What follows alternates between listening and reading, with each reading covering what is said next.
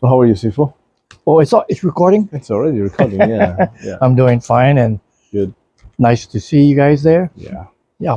So Sifu, I'm doing this video just to, get as much as I can of informations of everything and knowledge and stuff that you can share with us, and for everybody, for all your experience and, the thing that you've been through in martial arts and life in general.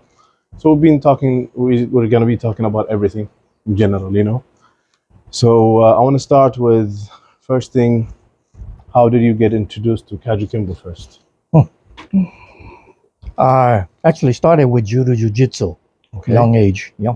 Nice. And boy, now you're asking me to go back maybe over 60 years. Wow. It's a long time. So don't mind me if sometimes I go through some small brain fog because That's okay. it's going back a long while. Yes, Sifu. But yeah, I started off with Judo Jiu-Jitsu. But what inspired me to get back into Judo Jiu-Jitsu, or during the time that I was maybe 10, 11, 12, was before that I used to live on the island of Kauai. Okay. Yeah, with my grandpa. Oh, nice. And my grandpa, he worked in the sugarcane fields. And every morning before they go to work, they would practice eskrima kali or onej. And there's a plantation community.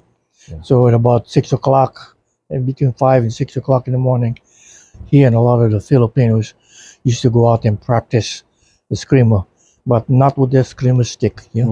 What they were practicing with the bolo knives. Yeah. Oh, nice. Because this is what they practiced to cut down the sugar cane. Yeah. So they would practice like the sugar cane and all of that, and which really got them to really be good, because being that they're doing cutting sugar cane every single day, his grip in 4 arms is really strong. Yeah, so strong. So if he put a stick in his hand, he's gonna kill you. Yeah. So they were practicing all the time with the sugar cane, grab cut, switch, grab cut, and everything. So that's the practice in the morning. Yeah. Practice in the morning. At nights they would go to bed and practice with the stick, before, just so that they can practice on each other now without actually killing each other. Yeah. You see? Yeah. So, and besides that, just to let you know that when you practice with the knives, the bolo knives, or machete, that's actually to cut flesh. Yeah. Oh. And the sticks was actually to break bones. Yeah. But it was also good on training. That they would train that way. I would watch them, never knew what they were doing. Just picking up a branch, cutting it up, making it for my own size and practice. So that was already inside. Nobody said, "Oh, you're learning a eskrima or kali or anything." Yeah. No, it was just play. We were kids, 4, 5, 6, 7 years old, just having fun. And that was what was that. My greatest lesson I had from my grandpa was at in the evening, where they were practicing with the sticks. Yeah, and must have been about 7 o'clock. And sunset usually goes around about 6:30. Yeah. And in those days, we didn't have too much electricity in the house. Yeah. Because you're talking about the late 1940s, and Wow. and you living in a plantation where there's a lot of immigrants there. Yeah. So electricity was very hard. Everything that we did in that time was with gas lanterns and things this way. And I remember watching them practice their eskrima, and I couldn't see too much over there, and I'm in the bedroom. So I got the matching, I light the lantern, right? And then a mistake, right? Yeah. Because the lantern spilled over and burnt the bed. Oh, really? And the bed started coming smoking, and I'm panicking. I'm maybe 6 years old, 7 years old. And my grandpa coming to the house, put the thing out, and he had the thing that I was practicing with. Yeah. the branch, he went and pop, pop, pop, pop, pop, pop, all over me, you know. And I said, man, Oh my in my God. mind, never again I play around with matches, you know. So I had my first experience not with a stick, Yeah. with the branch, but the branch is much more thinner, Mm. you know. So it hurts a little bit more. Of course. You know what I mean? Yeah. Pack on it, pack, pack, pack, pack. Then I thinking, you know, this thing is pretty good. Mhm. You know, so you know that was my first experience Good lesson. of yeah. Don't light a match just because you need to see. You know, Yeah. right next to the bed. You know, Mhm. and you know, and now everything is electricity. But in those days, Yeah. this is what we have. Even our toilet was outside. You Yeah, know, yeah. with an outhouse, big things. Hollow, yeah. Yeah. And I can remember when we were 6, 7, 8 years old, we used to play hide and seek. You know, and then we would go inside. We would go in the toilet and hang, and Oh. all below us a lot of crap. So nobody can see us because nobody's going to look in there. Yeah. You know what I of mean? course, Sifu. So the kind of games we used to play, really Yeah. stupid games, especially when you're young. Mm. You know, we didn't have computers or nothing. Yeah. Everything that you did during your time over there was very natural out in the place. You know, Mm. whatever we played. Yeah, and Wow. we used to have guava. You know what guava is? Yeah. We used to pick up rotten guava and we used to play fight each other. Mm. Pow! we don't have You don't have balls, you know, Yeah. or things that way. So everything was very natural when we were young. Mm. So I grew up in the age where everything was pure, you know, pure, yeah. And yeah, I guess the other day I explained to you the meaning of Hawaii. Yeah. And like Hawaii, you know, Mhm. the Hawaiian people are very, very spiritual in a sense. Yeah, they believe that you know the gods provide us with what we have. Mm. And if you go back into the Hawaiian culture, you know, the Hawaiian culture actually came from Malaysia to Taiwan to the Philippines, then to all the other islands around, you know, and then from that to there, then a lot of them migrated into like what you have Tahiti, Samoa, like this, and then Yeah. from Tahiti, this is primarily where the Hawaiians came from. Oh, Yeah, that's the original. yeah, and then went up into the Hawaiian Islands, you know. And when they discovered the Hawaiian Islands, you know, the Hawaiian Islands were not united. They were the major islands, like the island of the Big Island. Yeah. You know, they call them the Big Island, and they're the island, the kingdom of Maui, the kingdom of Molokai, the kingdom of Oahu. Oh, they were the kingdom- separate before. Yeah, Okay. yeah, all of them had their own kingdoms, Mm. but you know, in somewhat they were blood related. Okay. Yeah, but they also fought against each other for dominance because it's a tribe, you know. So the hula that you see in today, you know, all the hula, The hula dance. yeah, it's actually no women did that. It was only men, Ah. only men. You see, and then the other part of the hula was Lua, the Hawaiian Lua. fighting arts, Yeah. which is the art of dislocating the joints and breaking bones. You know. Okay. That's why they were really good. Like when they hit you, bam, man, your shoulder would dislocate or dislocate your hips and everything, because that was the art, the fighting arts of Lua. Yeah, where you would throw spears at each other and dodge it, catch the spears and throw it back, and you know attack with the weapons that were made of coral wood, sharpened very much, and then also woven with the teeth of the shark. Yeah. Shark teeth. You see Shark what I mean? teeth, yeah, with the Yeah, coral wood. yeah, you can show a picture of that later Yeah, on. yeah. So how it is, and that was the fighting weapons they had.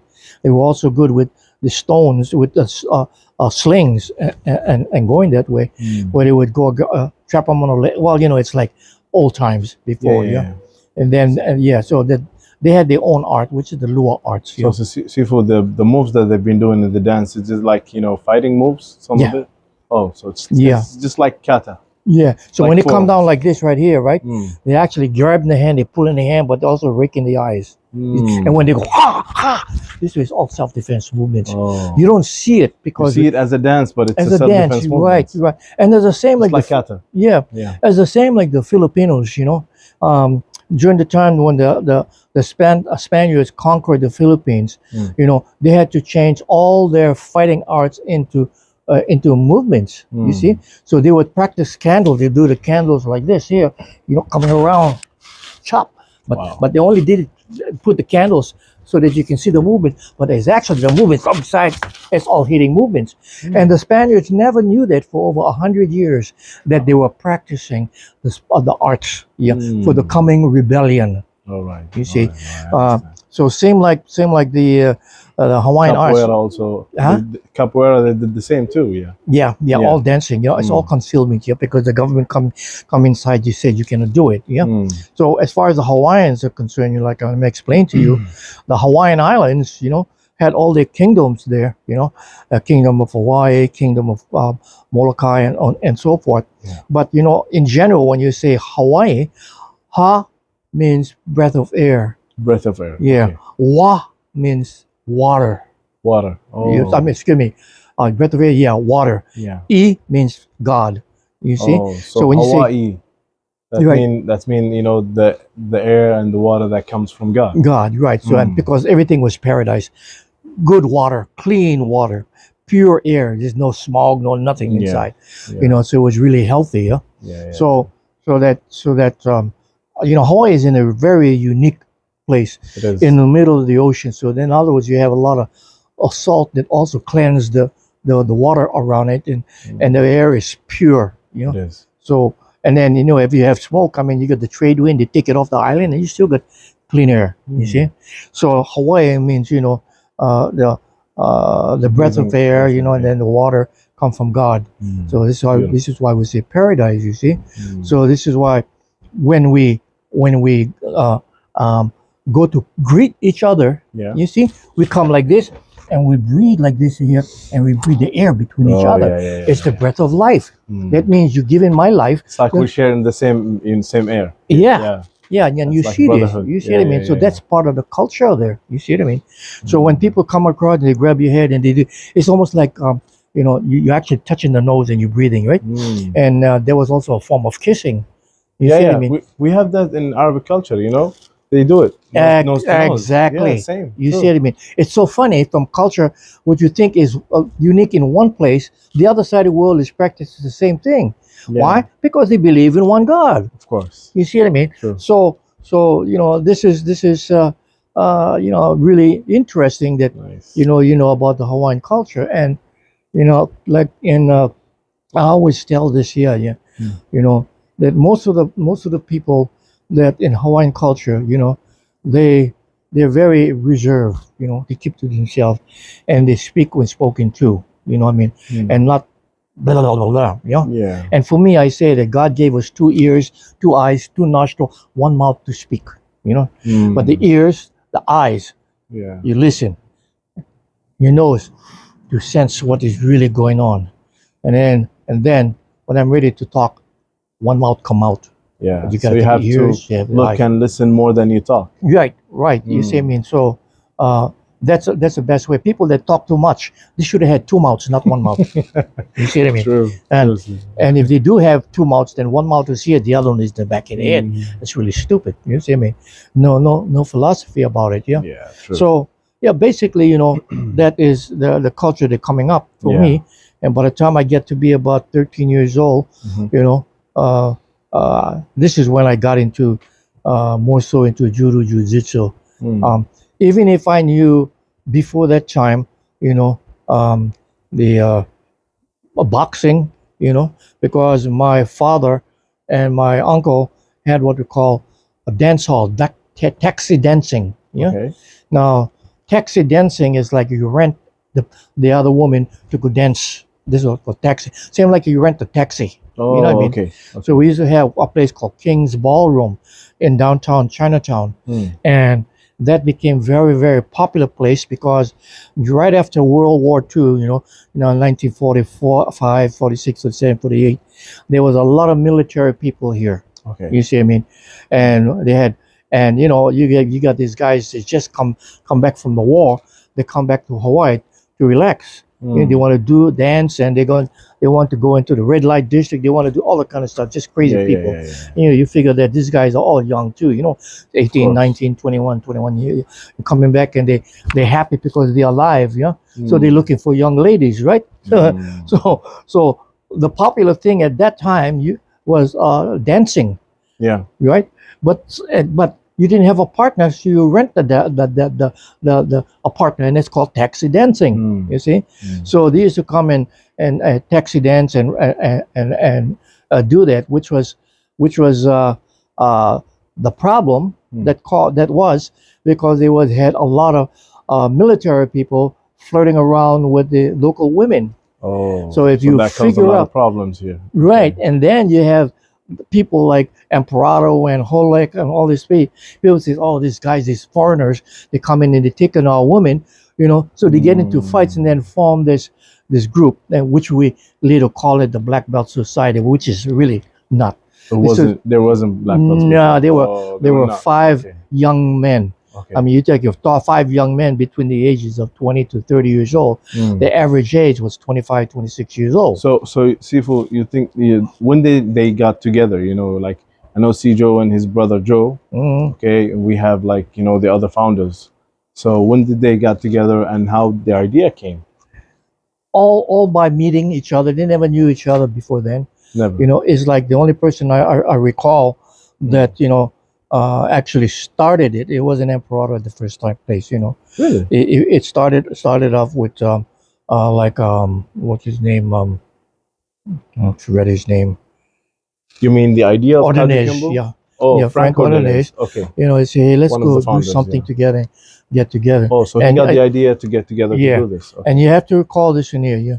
Mm. A lot of people say, oh, they got these 5 masters to get together. Mm-hmm. None of them were masters. Mm. The only person that was really close to getting a black belt was Emperado and the Joe Hoke. You see, because Joe Hoke was in judo, jiu-jitsu. These guys were not black belts. They were not masters at all. You see, they just got together as young people because they needed to find something that can beat the military people to fight. Yeah. So they wasn't practicing katas or forms. Everything was trying to see what works. One guy had a little bit experience in boxing, the other one a little bit jiu-jitsu, and that so forth. So if you go inside in the history of what they have now, I have to say this in here. Beep is bullshit. Oh, it wasn't there. It's different. Oh, okay. It wasn't there. They were just getting together, like we're sitting down, maybe drinking beer or something this way. What do you do? Oh, I box. Oh, let's get together. Let's go see what can work. What do you do? Judo. Yeah, man. Let's get together.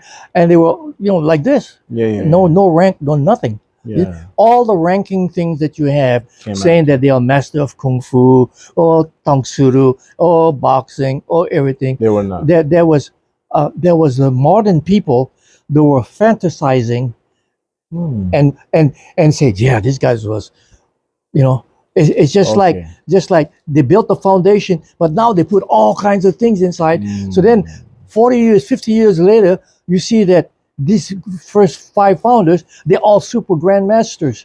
It's all in the mind. You see, we suffer more from imagination than from real life. True. You see? True. So the imagination was just that they did that.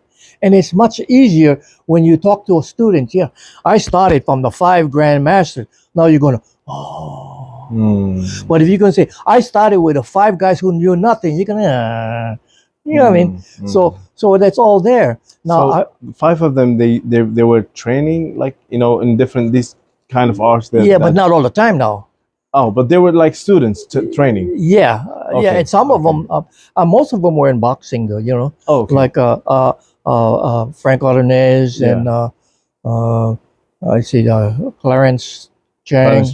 Yeah, these guys were practicing. They belong in a boxing club. And Emperado was like doing like Chinese Kempo, yeah. Yeah, he was more in Kempo. He was Professor William Chow. Yeah, they can go background. Now I tell you, the person that I really respect is not from them guys.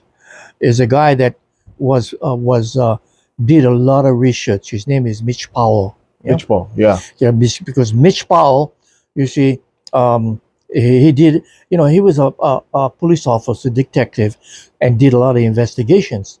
So with his background in criminal science, he already know when you look at something over here from the very beginning. He says 5 masters and 25, 26 years old. His minds begin to think. So he did investigation. went through all the records, everything, and then he proved what I already knew. Okay. But for me, I couldn't say anything Of course. because when the For respect and when my instructors all talk, I just listen. But the more they talk, I say, man, it's impossible. How are you going to jump up in the air and kick me 25 times before you land? You got to be like Spider-Man that can hang, or Superman. But these are the kind of things when you 19, 20 years old and you're talking about a guy that you're learning from, you are so like think in your mind, this guy is so Superman. He's almost like God, But in reality, like I said, imagination can cause a lot of problems, and it's not real. Yeah. You see, so when you get back into reality from his job, being in the police department for over 40 years and detective and investigation, he did this. Now there was another person that did that. His name was Alan Carter. Okay. Yeah, I don't know. From Alan Carter. He was in the military and also served with Was he in Kajukenbo also? Yeah. Okay. He was a student from Asuncion. Oh, so with you, he was a student with you. Okay. And he had moved back to Missouri, by St. Louis, Missouri, and also did some investigation. You see? Okay. And he and I used to talk, and I used to tell him, hey, you cannot do shit. You just got to keep this all to yourself. It's all to yourself. I said it's not time now, because people eventually is going to find and get smart. You see what I mean? And then oh yeah, it's okay. Keep going, Sifu. Yeah, and then when Emperor died, see, the thing is, it was the same thing. You see, like, because originally Mike Young, who was also an advisor in Kajukenbo, you see. He was in Kajukenbo practitioner. He was a kung fu practitioner that Emperor used to hang around with the group. Okay. So like Mike Young and Ming Lam were responsible for Emperor being called a professor and eventually a Sijo. Oh, so they did that. From the Chinese community. That came from the Chinese. From the Chinese community, you see, because they recognized that Emperor was good, you see. So, and the Chinese community say, well, you're actually a Sijo and you're the founder of Kajukenbo and things that way. That's the names of, the titles and the ranks came from the Chinese culture. Yeah. Because before it was just basically Okinawan or English, you know what I mean? Yeah.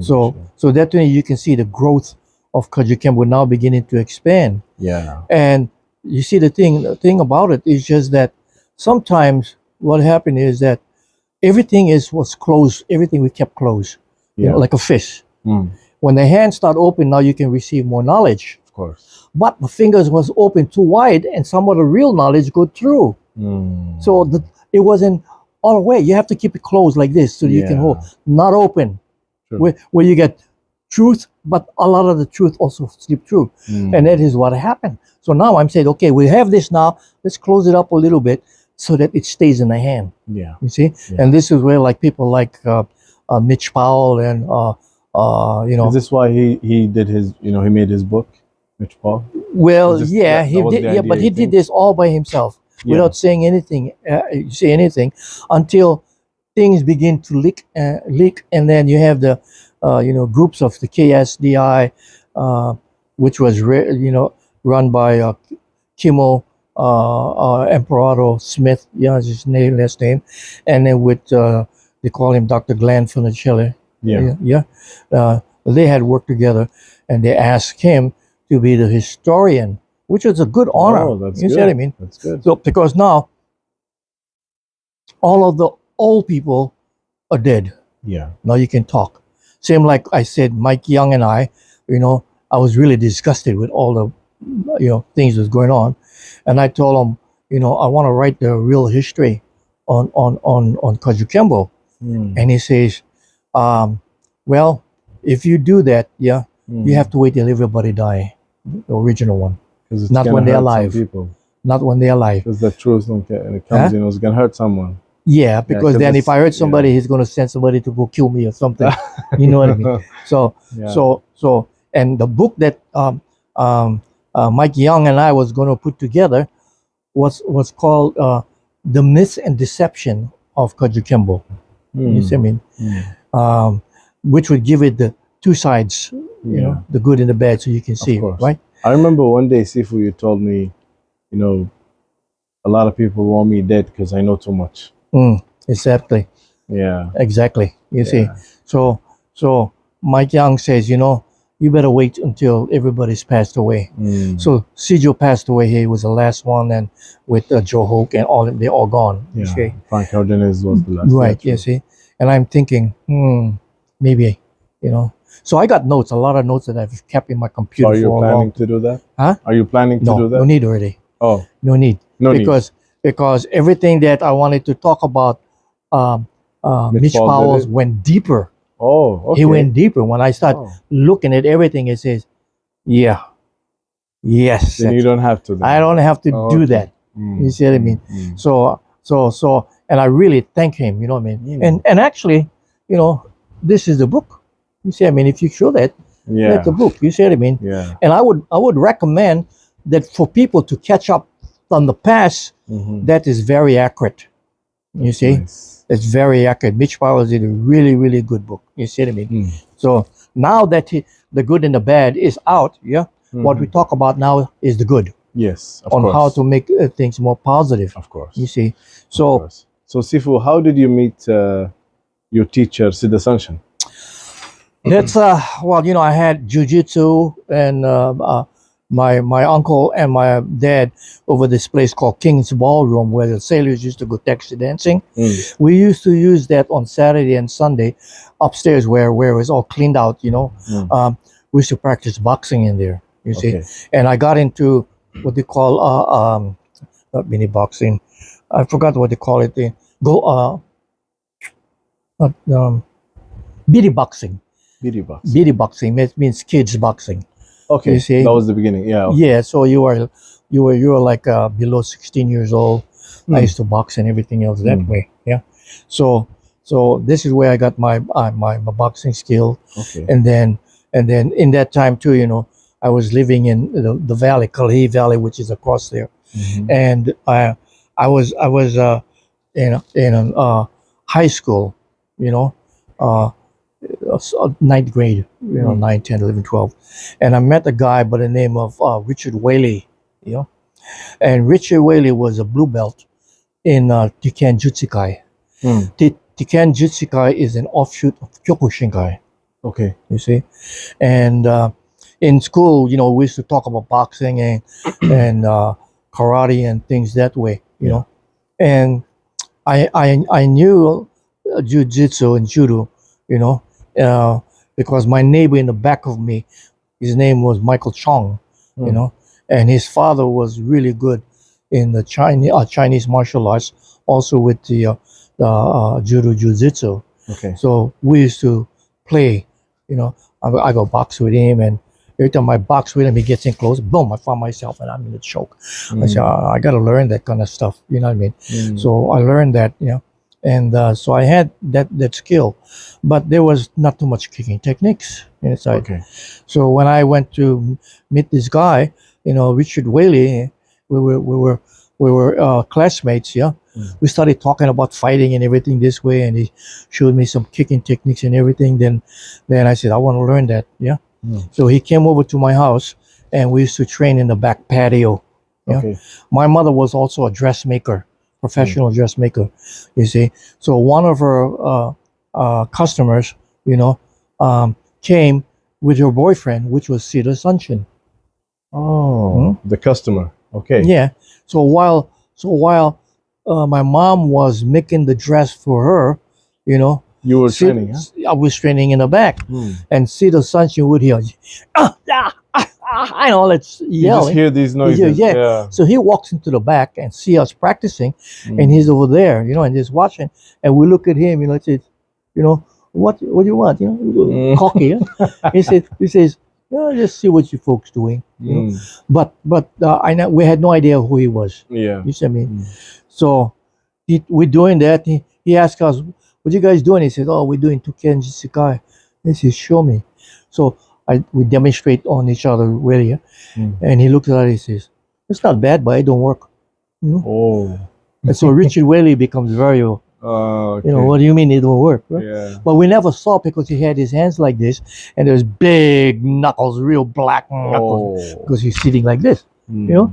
So when he said, "Well, let me show you," when the hands came up, I saw the knuckles. I said, I had fear in me already. I said, "Geez, who are we talking to here?" Then they showed us and everything else this way, right? Now that when he did that was a Friday, you know, Okay. right? During the whole weekend, I was just thinking about it, right? So did he show you something? At that Oh time? yeah, Oh. yeah, Okay. it hurt, man. Oh. It Okay. hurt. You see what I mean? So how And was it's your the first speed, expression about that? the speed that he had, Speed. real fast. And the Tikan Jutsukai never had that. You see, because he was practicing more with power. You see Yeah, what I mean? yeah, yeah. More When you power. get hit, you get hit. Yeah. But with Sizuan, I mean, you know, if you get that kind of snap, you're not going to get hit. You're going to be in and out. Mm. And I said, man, that guy was just super quick, you know. So, as soon as Richard Whaley went home, right? Mm. He was still there. Can I visit your school? I wanna- So you were Monday asking. came. Mm. Monday came. You see, you know, he picked me up. You know, Oh. yeah, he picked me came. up. He came. He picked me up. Yeah, Nice. and we drove from Kalihi all the way to Waipahu, which is about half an hour away. Mm. Because you know, during that time, you're talking about in the 1960s. Yeah, the population was in the whole island was 350,000 people. Oh. I mean, no, 350,000 people. Yeah. Yeah. Now you're talking about today. You know, you talk how many years? 40 years, 50 years later, Hawaii now has 1,500,000 people. Wow. So you Yeah. can see that it grew 3 or 4 times bigger. Of course. You see, so going from our place to where we were training, there were no houses. It's all sugarcane fields. So Mm. because if I were to look out the window here, yeah, and if this house was still this house wasn't here, Yeah. because this house was built in the middle 1950s. You see Okay. what I mean? Or 60s, yeah. So if you would look from here to there, all you would see would be even by Pearl Harbor around there, majority was sugarcane and pineapple fields. Wow. That's what it was. You see? Next to Pearl Harbor here. Yeah, and Okay. beyond that. Wow. You see what I mean? There was that. You see what I mean? Like even when you go around the island and you go in the middle of the island, sometimes you see you still see some pineapple and sugarcane. Yeah. But before it was just total All of it. sugarcane and Mm. pineapples. You know, Mm. and that's why you know people like the pineapple. And incidentally, pineapple is not original. It's not from here. Really?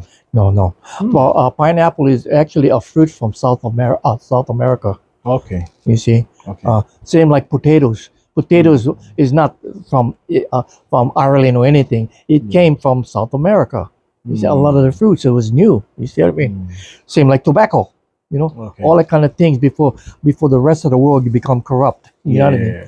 So it was like that. You know, that's why the population came. Yeah. And the reason why Hawaii was taken over by the industrialists, yeah, because they saw how fertile the land was. Mm. So this is why they overthrown the king and queen, and because this island, the whole island here, used to be a kingdom. Okay. Yeah, and about 150 years ago, 200 years ago, they took over the kingdom and put the queen in the palace that you saw. Yeah. House arrest. She couldn't get out. Oh. House arrest. And the U.S. Army and Marine took over this whole island so they could plant sugarcane and pineapple. Okay. You see. So when you look at it, this is why you see some of the Hawaiian people. They put the Hawaiian flag upside down. Yeah. You know, because they really distressed and they want to go back. You see it? I mean, but I'm thinking, I'm used to what it is now. If we go back, then no more cars. We're gonna have to ride horse. No more computers. No more this and here. You know. So there's a good and a bad. Yeah. Of You course. see what I mean? Of course. As the real old timers, they want to go back. You know. Yeah, But the new ones, they say no. Yeah. You know, I like my computer. I like this and everything. I like my car. I don't want to ride on a horse. You see. So you know, there's sometimes you see some parades on here that you see a lot of Hawaiians that are really strong. They want to go back to the old way. Yeah. You know what I mean? And I look at that, I say, that's good if they want to do that. You still have your culture. Nobody can take away your culture. Of course. Yeah. But they want to go all too bad. Then I start thinking, do you want to go back, really go back? I mean, where's your toilet going to be? Where's your water going to be? What about the medical things that you have now? You know? But anyway, just all way. Yeah. So, as far as the martial arts are concerned. Yeah. So, and then you started with Asuncion until you got your black belt. Yeah. With him. Yeah. Okay. Yeah. Okay. But because I was already skilled in that, I had all the background and everything. Dela Cruz was in there first. Yeah. You know what I mean? Yeah. But because I had skills, I started climbing really quickly. Okay. And became Asuncion, Dela Cruz, and me. He was the first assistant. I became the second assistant. Okay. And when Dela Cruz, told Asuncion that he wants to go to Palamo Settlement, there was a hurt for Dela Cruz. I mean, for Asuncion. Oh, yeah. You see what I mean? That's his student. Yeah, and so I was put into the position. Yeah. Oh, so Dela Cruz wanted to train with Cedro. Yeah. Well, because the thing is, you always think, well, who taught Asuncion? He says, oh, Joan Prado. Well, Joan Prado's not around; he's dead. Well, who taught Joan Prado? Yeah. So you think, well, I want to go with the head man. You see? So that was his thinking. Yeah. So eventually, I was with Sid, and we had all the other instructors like Sixto Ramos, George Iverson. These guys was all brown belts or color belts. I was the black belt. Yep. I was the second black belt on the Emperado on the seed. When Dela Cruz went, I was put in that position and taught. You see. With Sid, yeah. But Dela Cruz and I are good friends. Of course. And he said, "Oh yeah, I'm talking to Emperado and everything this way." And then my mind started working. I said, "I want to know what he's doing too." See? Yeah. So I told Asuncion I was going, and it really hurt him. Yeah. But after a while, after a couple of years, Al and I regret it. You and Dela Cruz together. We regret, yeah, because everything that we were learning from Asuncion, we couldn't learn from Emperado, because Asuncion had it all. He was really that good. The only thing that Emperado could do was to sometimes like this,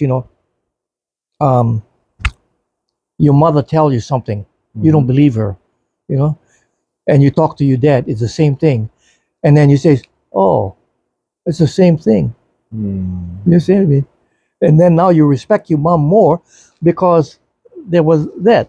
So it's the same thing. After we realized that, when there, I apologized to Sid. I said, "Man, I'm so sorry," because I thought that the grass was greener on the other side, but it wasn't. Okay. It wasn't. What Emperado did was the same, yeah. He verified what was going. The same thing.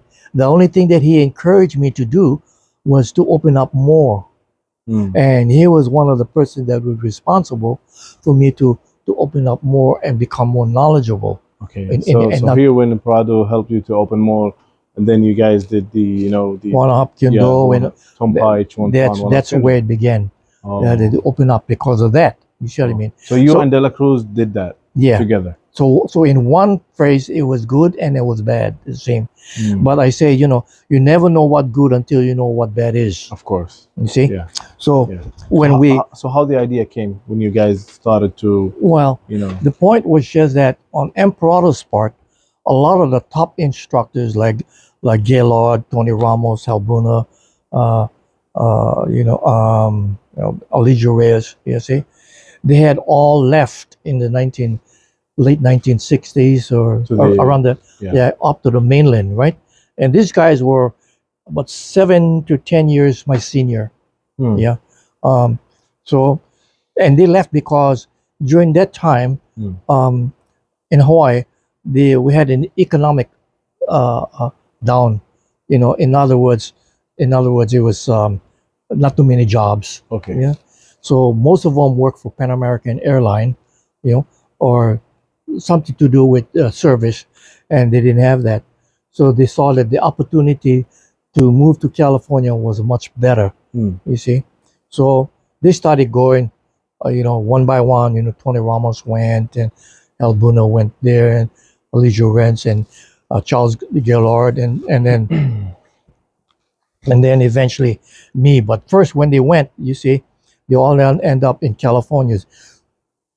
Tony Ramos and I guess Halbuna, I'm not sure, went to Southern California, you know, and eventually the other guys that were up in Northern California, they moved to Northern California. So now you had the four of them up there, up in Northern California. Okay. So when my turn came, like, because I was working, I was a manager for Sizzler Steakhouse. I was running a restaurant, you see, and I was also going through my first divorce. Yeah, so that one was hard for me to stay. You know, I wanted to just get away and start life new. But I had my own group. I had 4 or 5 guys that I was teaching. You know, in Alamona Park. You know. Okay. Yeah. So we never have a rental. We would after work we would be there at about 5 o'clock and 6 o'clock or 7 o'clock. We train. You know, we did it 3 times a week. You know, and I had my group class there for about just about a year. You know, and sometimes I was so exhausted from my work, yeah, that I wouldn't go home. I would sleep in my car, and it was always like maybe 2 weeks or 3 weeks homeless, sleeping in my car because no time to go home and everything. I would stay, sleep in my car, train, eat, take a shower there, and then go to work, and then finish and come back. You see, and besides that, you know, I really never had a home because at that time too, I was going through a divorce. You see what I mean? Yeah, I understand. So I found myself homeless, but which was good for me because I had more money to save. You know, I'm to sleep in my car. True. You know?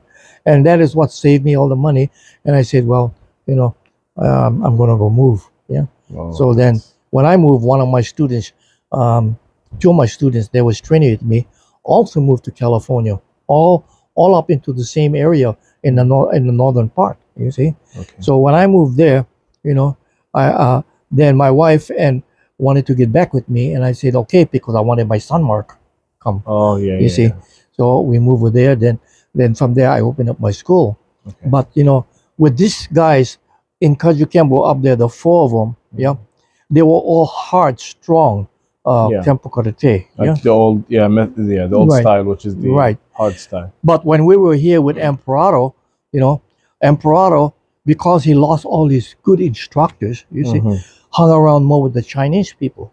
Okay. So now you can see Now the we get- influence because he's seeing the Cholifat, he's seeing Silam Kung Fu, he's seeing all this one here. So they started working with him, you know, and inspiring him that a lot of your Kempo techniques are really good, but now you got to soften up a little bit and make things much more flowing. You see? So he started thinking, but he didn't have anybody to work with.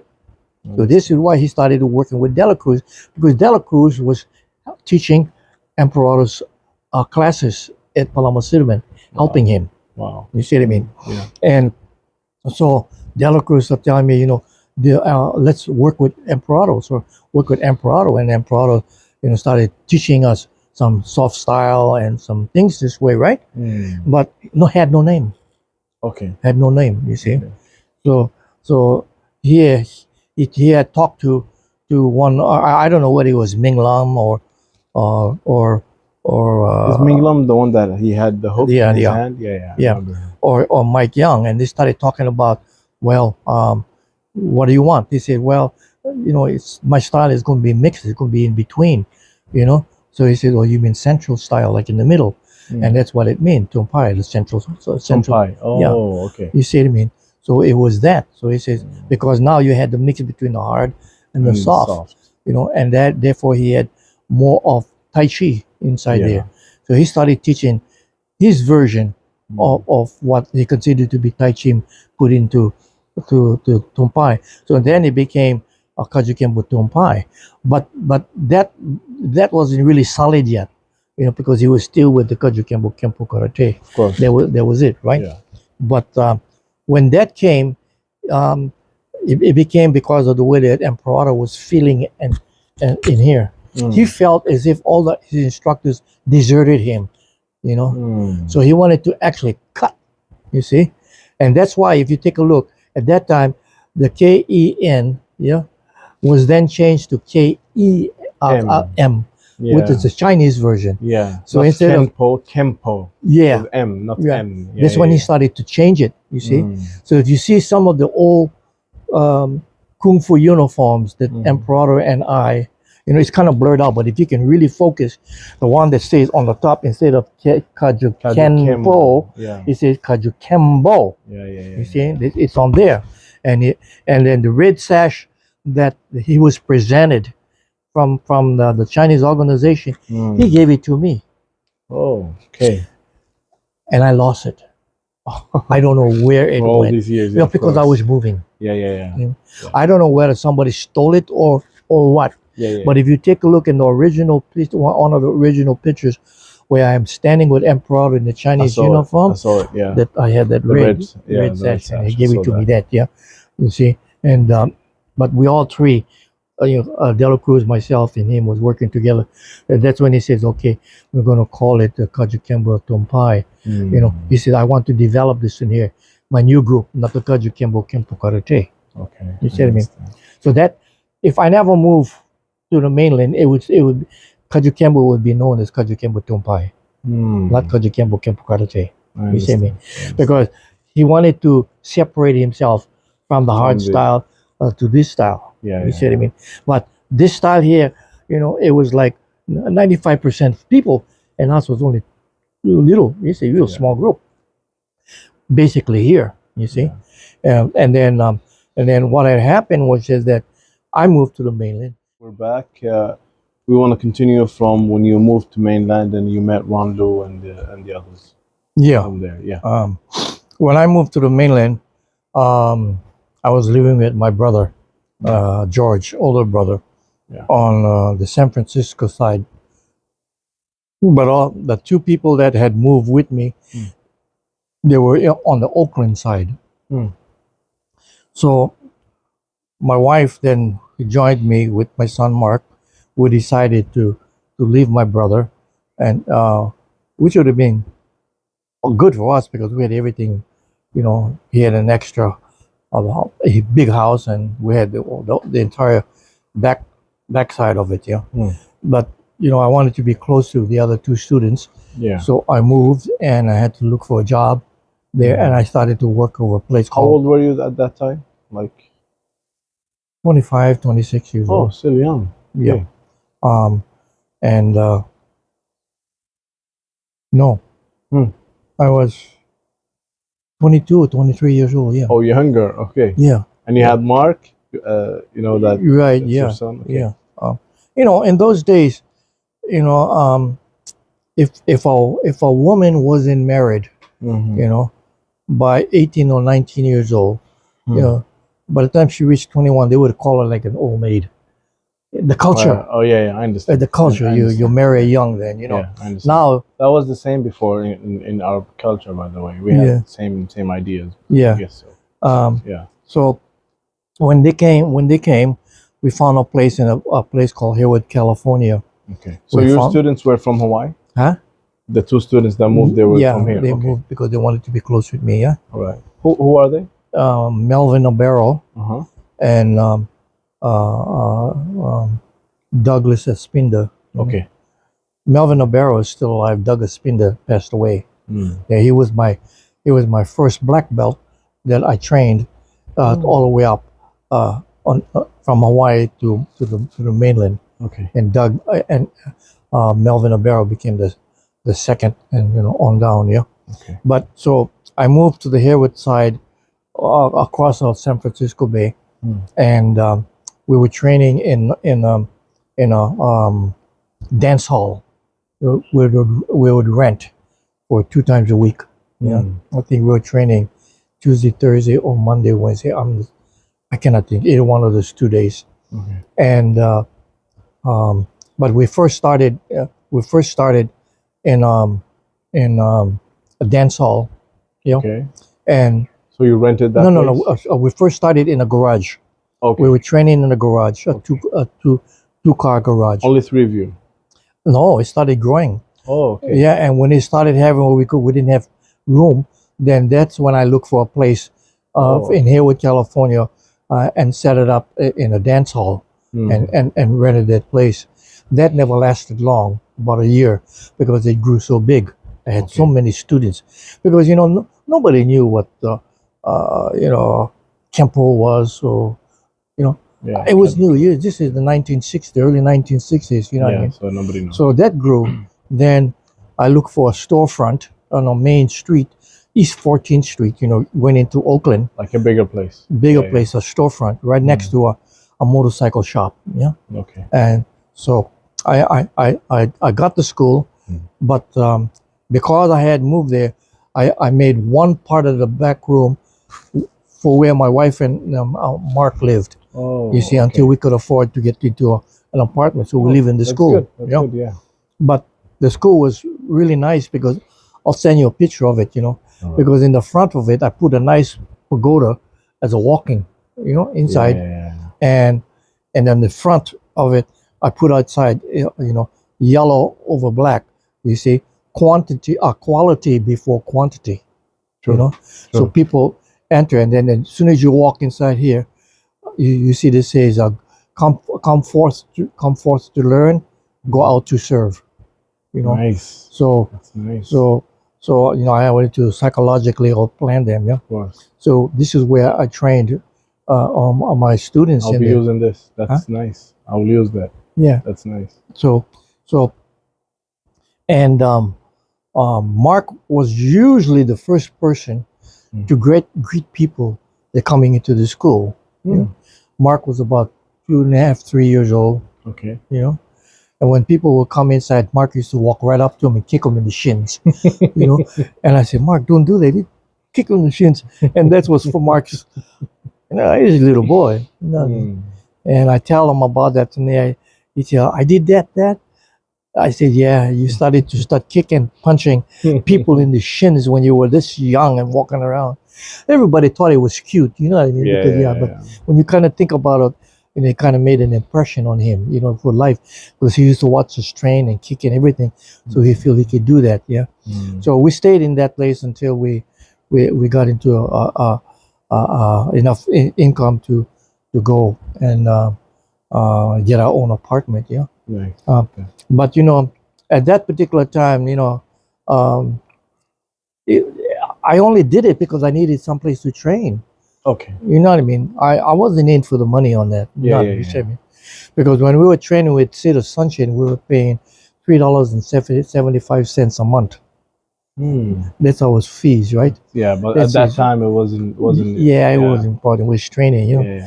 And sometimes, we knew it wasn't enough, but we knew that they like to drink, so we would buy them a case of beer, which was bad, because I never knew that when they led the instructors to come a little bit crazy and go out looking for fights.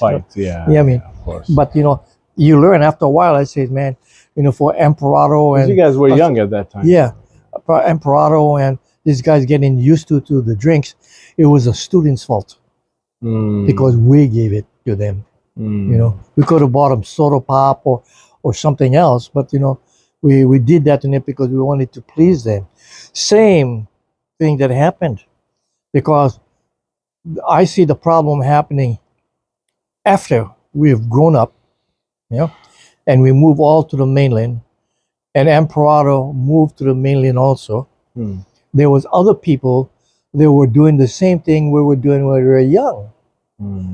This is why sometimes, they would see Emperado, drunk or the people, other people that way, is because there was bad influence from the beginning that came into the future. And when I look at that, I say, nobody taught us that. We should have known that, but it was cultural. Yeah. It was cultural. Every time after you go training, but it made bad expression, and and everybody thought that was a normal, but it wasn't a normal. It's not, because after training, we used to go to the like a Simon house, where your noodle factory, and you eat Simon, and they would drink beer and get crazy before they go home. And he says, why you drink that much beer? I said, because it's easy to go to sleep. You say, but that's only one excuse. Yeah, of course. It's only an excuse, alcohol. Yeah.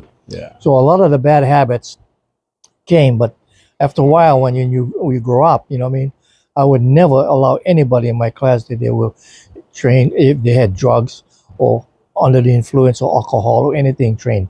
Say no, cannot, because you're gonna hurt somebody. You know, you're gonna hurt yourself. Yeah. And then your spirit go down and everything messed up because already you develop a vice. Yeah. It's not good. See. So, yeah. Nice. So, and then after this, when did you move to Germany? And what got you there? Why did you move to Germany? Okay. Well, when we were living in California, I had a lot of good students. Okay. A lot of them went into tournament competitions and won. They weren't black belts. They were the green or purple belts. I would put them as brown belts. And the brown belts that I had, was really good. I put them as black belts to In fight. tournaments? Oh. And they would win. They would win. Oh. I had a couple of them that we would come down here to Hawaii in the late 1960s. Yeah, in the late 1960s. Yeah. No. Yeah, I think it would be the middle of the 60s. I can't remember, but I had 3 of my students that were actually purple belts. Yeah, that I had tell them, hey, we're going to go to Hawaii. You guys are going to fight with black belts. They all panic now because they hear Hawaii get all the good fighters. Yeah. But I say, doesn't matter. I need you to have experience. Yeah. Win or lose doesn't matter. So just learn. Yeah. So we came and we entered into a Kajukenbo tournament. They had the guys that were fighting in black belts were already 50 degrees, 60 degrees, things like this, right? And my brown belts beat them all. Oh. Beat them all. Even the purple belts, they beat them all. Yeah, these are purple belts and brown belts that were put into. One of them was purple, the other one was Brown. no, 2 of them were purple, one of them was brown belt, and I put them in 3 black belt, so I could put them in heavyweight, lightweight, and all the 3 different divisions. Yes, and they win them all, right? It's kind of embarrassing because one of them that had beat a guy that was really known, and he was like a 7th degree. Wow. You see, and then Prada came up to me and said, "Your fighters are really good, good fighters." He was really proud. Wow. Then I told Prada, "See, Joe, they're not black belts. They got pissed off at me." Oh. He says, "They will never again fight in the lower rank. You have to keep them in black belt division." So I kept them in black belts, and they kept winning. You see, so now these guys were all good. Now come the Vietnam War. Okay. 2 of them got drafted. 1 of them enlisted.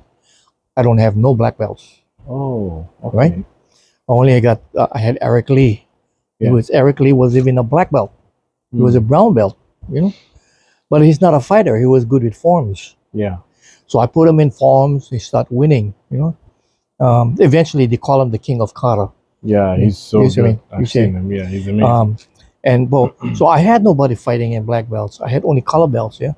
So at one tournament, at that time, Malia was a student. Her name Malia is not Malia, real name. Her real name is Mary Lou. Okay. And I hated the name Mary Lou. Why? Because they used to have a song called "Mary Lou Got a New Pair of Shoes." It's that kind of song. Okay. And it was just like a teaser song. I said, no more Mary Lou. We're gonna call you Malia. I says because Malia in Hawaiian is Mary. Okay. You see? Same. Okay. So, but her name would have been Malia Lou, but she didn't like Lou, so we said, okay, we just take it Malia. So, and that time she was fighting in normal karate uniform or Kempo, black, and black, and the back used to be really short. Yes. Right? So I was thinking, she changed her name, we're going to change the look, So I used to sew, so because my mother was a dressmaker, so I could sew things. Yeah. So I made her uniform, longer pants, nice top, nice and Chinese buttons and everything, and said, "This is like your the new Kung look." Fu one. Yeah. Yeah, that's your new look. You're now Malia. You see. Nice. So so she would go inside and I was training her. She would go inside and fight and win.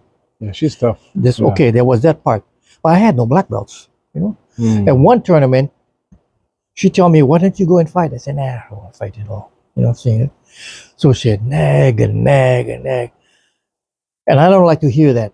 I said, "Okay," but then I'm all right. I go inside and I win the green championship. Oh, You see? okay. So now And no one is talking.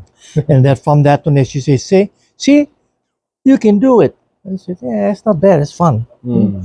So I started go. But that time, we never in those days, uh, when there was a light contact, bam, broken nose and everything, because nobody knew. It was the beginning. Yeah. You know what I mean? And the protections is not No, that. we didn't have. Yeah, you don't have that.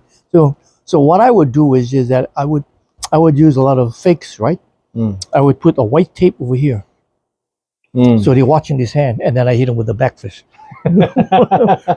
So they think this coming, but this will hit them. Right. Okay. And sometimes they're fighting, they're like this, right? And I grab this and I pull it aside. And Oh, okay. all kinds of dirty tricks. So I used to sit, my leg would crawl up, and I would really almost touch, and I would grab. No, I would put it right inside here, and this. Oh, that's sneaky. Yeah. So they lose balance. Yeah, lose balance. You see what I mean? Yeah, he didn't know because I was way back. Really kind of catch the front foot, pull him out. Fall. Nobody knew what the rules are. Rules were being made up as we were going until later on. People said, we got to make rules standard. They said, no more doing this, no more doing that, and everything. Yeah. So then there was it. So it was the beginning. Yeah. Nice. So there's a lot of things that changed because of what I did. And at that particular time, I was the only person that was doing drop kicks. Yeah. And then it became very popular. And then I fought a guy in Chicago, and I threw a side kick to his body. He drop kicking me, and I'm looking at him. He says, "That's my move." That's my move. Right. He got you with your move. Okay. Yeah, because people were studying now. So it was like things had changed. A lot of things in fighting and changed. As a matter of fact, what was interesting, because Malia and I was becoming the number one. They call it the number one husband and a wife team, just like Sonny and Cher, type of thing, right? But we wasn't married at the time. Okay. You know what I mean? We wasn't married at the time. But just call us Sonny and Cher, and we would go to places. Eventually we got married after 12 years or so. I don't know. And but we would go and do this, yeah. And that's how eventually we had George Bruckner and this guy Mike Anderson. Mike Anderson was in the military, but he was in Berlin, and he met George Bruckner, which was a Taekwondo guy in there. They became partners, right? Okay. And Mike Anderson had formed a professional karate league in America here, and because I became one of the top 10 fighters in the United States, then I was with Bill Wallace, so many of the top 10 people. Was that Joe Louis, Chuck Norris? That was my group. I was like, because I was first in the top 20 and I became one of the top 10. Okay. Now I was in this exclusive group of people. Yeah, and we would always hang out together, And one of my best friends was Howard Jackson. They call him the California Flash, because right off the line, he's inside really quick. Wow. And I helped train him for boxing and kick things, and he eventually fought Benny Urquidez, you see, in Las Vegas. But which was a really good thing, because I had all that experience. So when I became one of the top 10 fighters in the United States, then he had formed a group to bring the United States fighting team to Europe. Okay. Yeah. And so it was called the United States Representative Team. Yeah. I had belonged to two teams, the one representing that one there, and the other one was the United States Chinese Martial Arts Group, which eventually went to China. You know, this is a different story. I'll come back on that one. Okay. But this one here that went to Europe, you see, what he had five top 10 fighters. Okay. Only the five, yeah, on that one here, which was Howard Jackson, Jeff Smith, Bill Wallace, Joe Louis, and I forgot another guy. And then me and Malia, because we were the number one husband and wife team, we represented Kung Fu. You see, and I was an alternate fighter just in case any one of the first fighters got hurt, which eventually one of them got hurt, and I came inside to fight, and we fought the guys from Holland. Oh, okay. But while we were there, we were the first to introduce American style fighting. You know, like the kickboxing and everything else that way. Yep. Like a dream team. They're fighting the different martial arts. Yeah, we were fighting. We were fighting different organizations in Europe. You see, like to Holland, to Belgium, and Germany, and I forget the different places. You see, and I demonstrated the Kung Fu, and actually I brought American style Kung Fu into Germany for the first time. You see, I represented, and that's why we have a real strong Wun Hop Kuen Do, was because nobody saw it. I was the first. You see what I mean? Yeah. Timing, I guess, is proper timing in life. Yep. I was in the 70s when you got there, or when? Yeah, 72, 73, so around that time. Yeah. Okay. Matter of fact, a lot of people from Europe came to see us fight and demonstrate in Berlin. You know, they came from all over Europe to see. And then when they saw what they wanted, when we moved back to the United States, you know, because there was only a tour, this is when these guys in Germany, and I had Spain, I had somebody that came to America, you know, to try to get me to move to Germany. You know what I mean? Oh. So, and but at that particular time, so they want to train. Yeah, they wanted to Kung Fu, because the first thing, and they saw me because I wasn't only a Kung Fu guy, I was also a fighter. Yeah. So that means I could teach them guys how to fight, and also the Chinese martial arts. You see, so you know they wanted Bill Wallace because he was really fast. You see what I mean? Yeah. But that's all he could teach. You know what I mean? That one there. I mean, he's really good, excellent guy. You know, good friend of mine too. But I mean, I was also teaching Chinese Kung Fu. You know what I mean? And he was teaching his art. So you know, I got a better offer. In other words, but he was good. Anyway, so and at that time too, you got to know that during the 1970s, early 1970s, OPEC, the oil place. Okay, the OPEC, OPEC, was getting really strong, in the oil, Okay. And at that time there, America was going through whatever, you know, our oil was getting low, and we was importing oil from Saudi Arabia in this country, the OPEC, right? True. So what happens was just that a lot of businesses in America at that time closed down. I had 6 schools. 3 of them I had to close. Oh. Because people never had money. Okay. You see what I mean? And it was perfect timing, because I was thinking, oh man, I have a house, I've got 3 schools, I've got all these obligations, you know, stressing out already, right? And when George Bruckner from Berlin came and saw me in Berlin, but also saw me in America, I was demonstrating on ABC Worldwide of Sports. I did a demonstration, because this is when they had the full contact on television. And then I was put inside to demonstrate. They came and they saw that. He came and he offered me. He says, "Hey, we'd like you to come to Berlin and teach us." And I said, "I don't want to." He said, "Well, just come for 6 months." He said, 6 months and things that way. So I said, "Okay, you know, I'm losing income here in America, and it's going to supplement. I'll go over there." So I'm over there for 4 months. Not 6 months. Okay. So when you were there, your students were holding the schools. Yeah, we're holding the school, and Malia was keeping it up there, right? So I was there for 4 months instead of 6 months, right? And the reason why I was there for 4 months instead of 6 months, right? Because what's your name? Forgot her name. Bruce Lee's wife, Yeah. Linda Lee. Yeah. Linda Lee. She also went with us to Europe because to represent. So, did you know Bruce Lee before? Like, Yeah, I'll get to you that met part. him? Okay. Yeah. Okay. That's a backstory All on right. that, right? All right. So Linda Lee and Malia became good friends. You know what I mean? In that way. And then she told Malia, I said, and I can show you the book with Bruce Lee talk about me. Oh, okay. And he's the only one that Yeah. that he respected and things this way. Yeah. Nice. So anyway, he she kept talking to Malia, because what they were doing while I was in Berlin in that 4 months I was teaching, you see, they were looking for somebody to play the life and legend of Bruce Lee.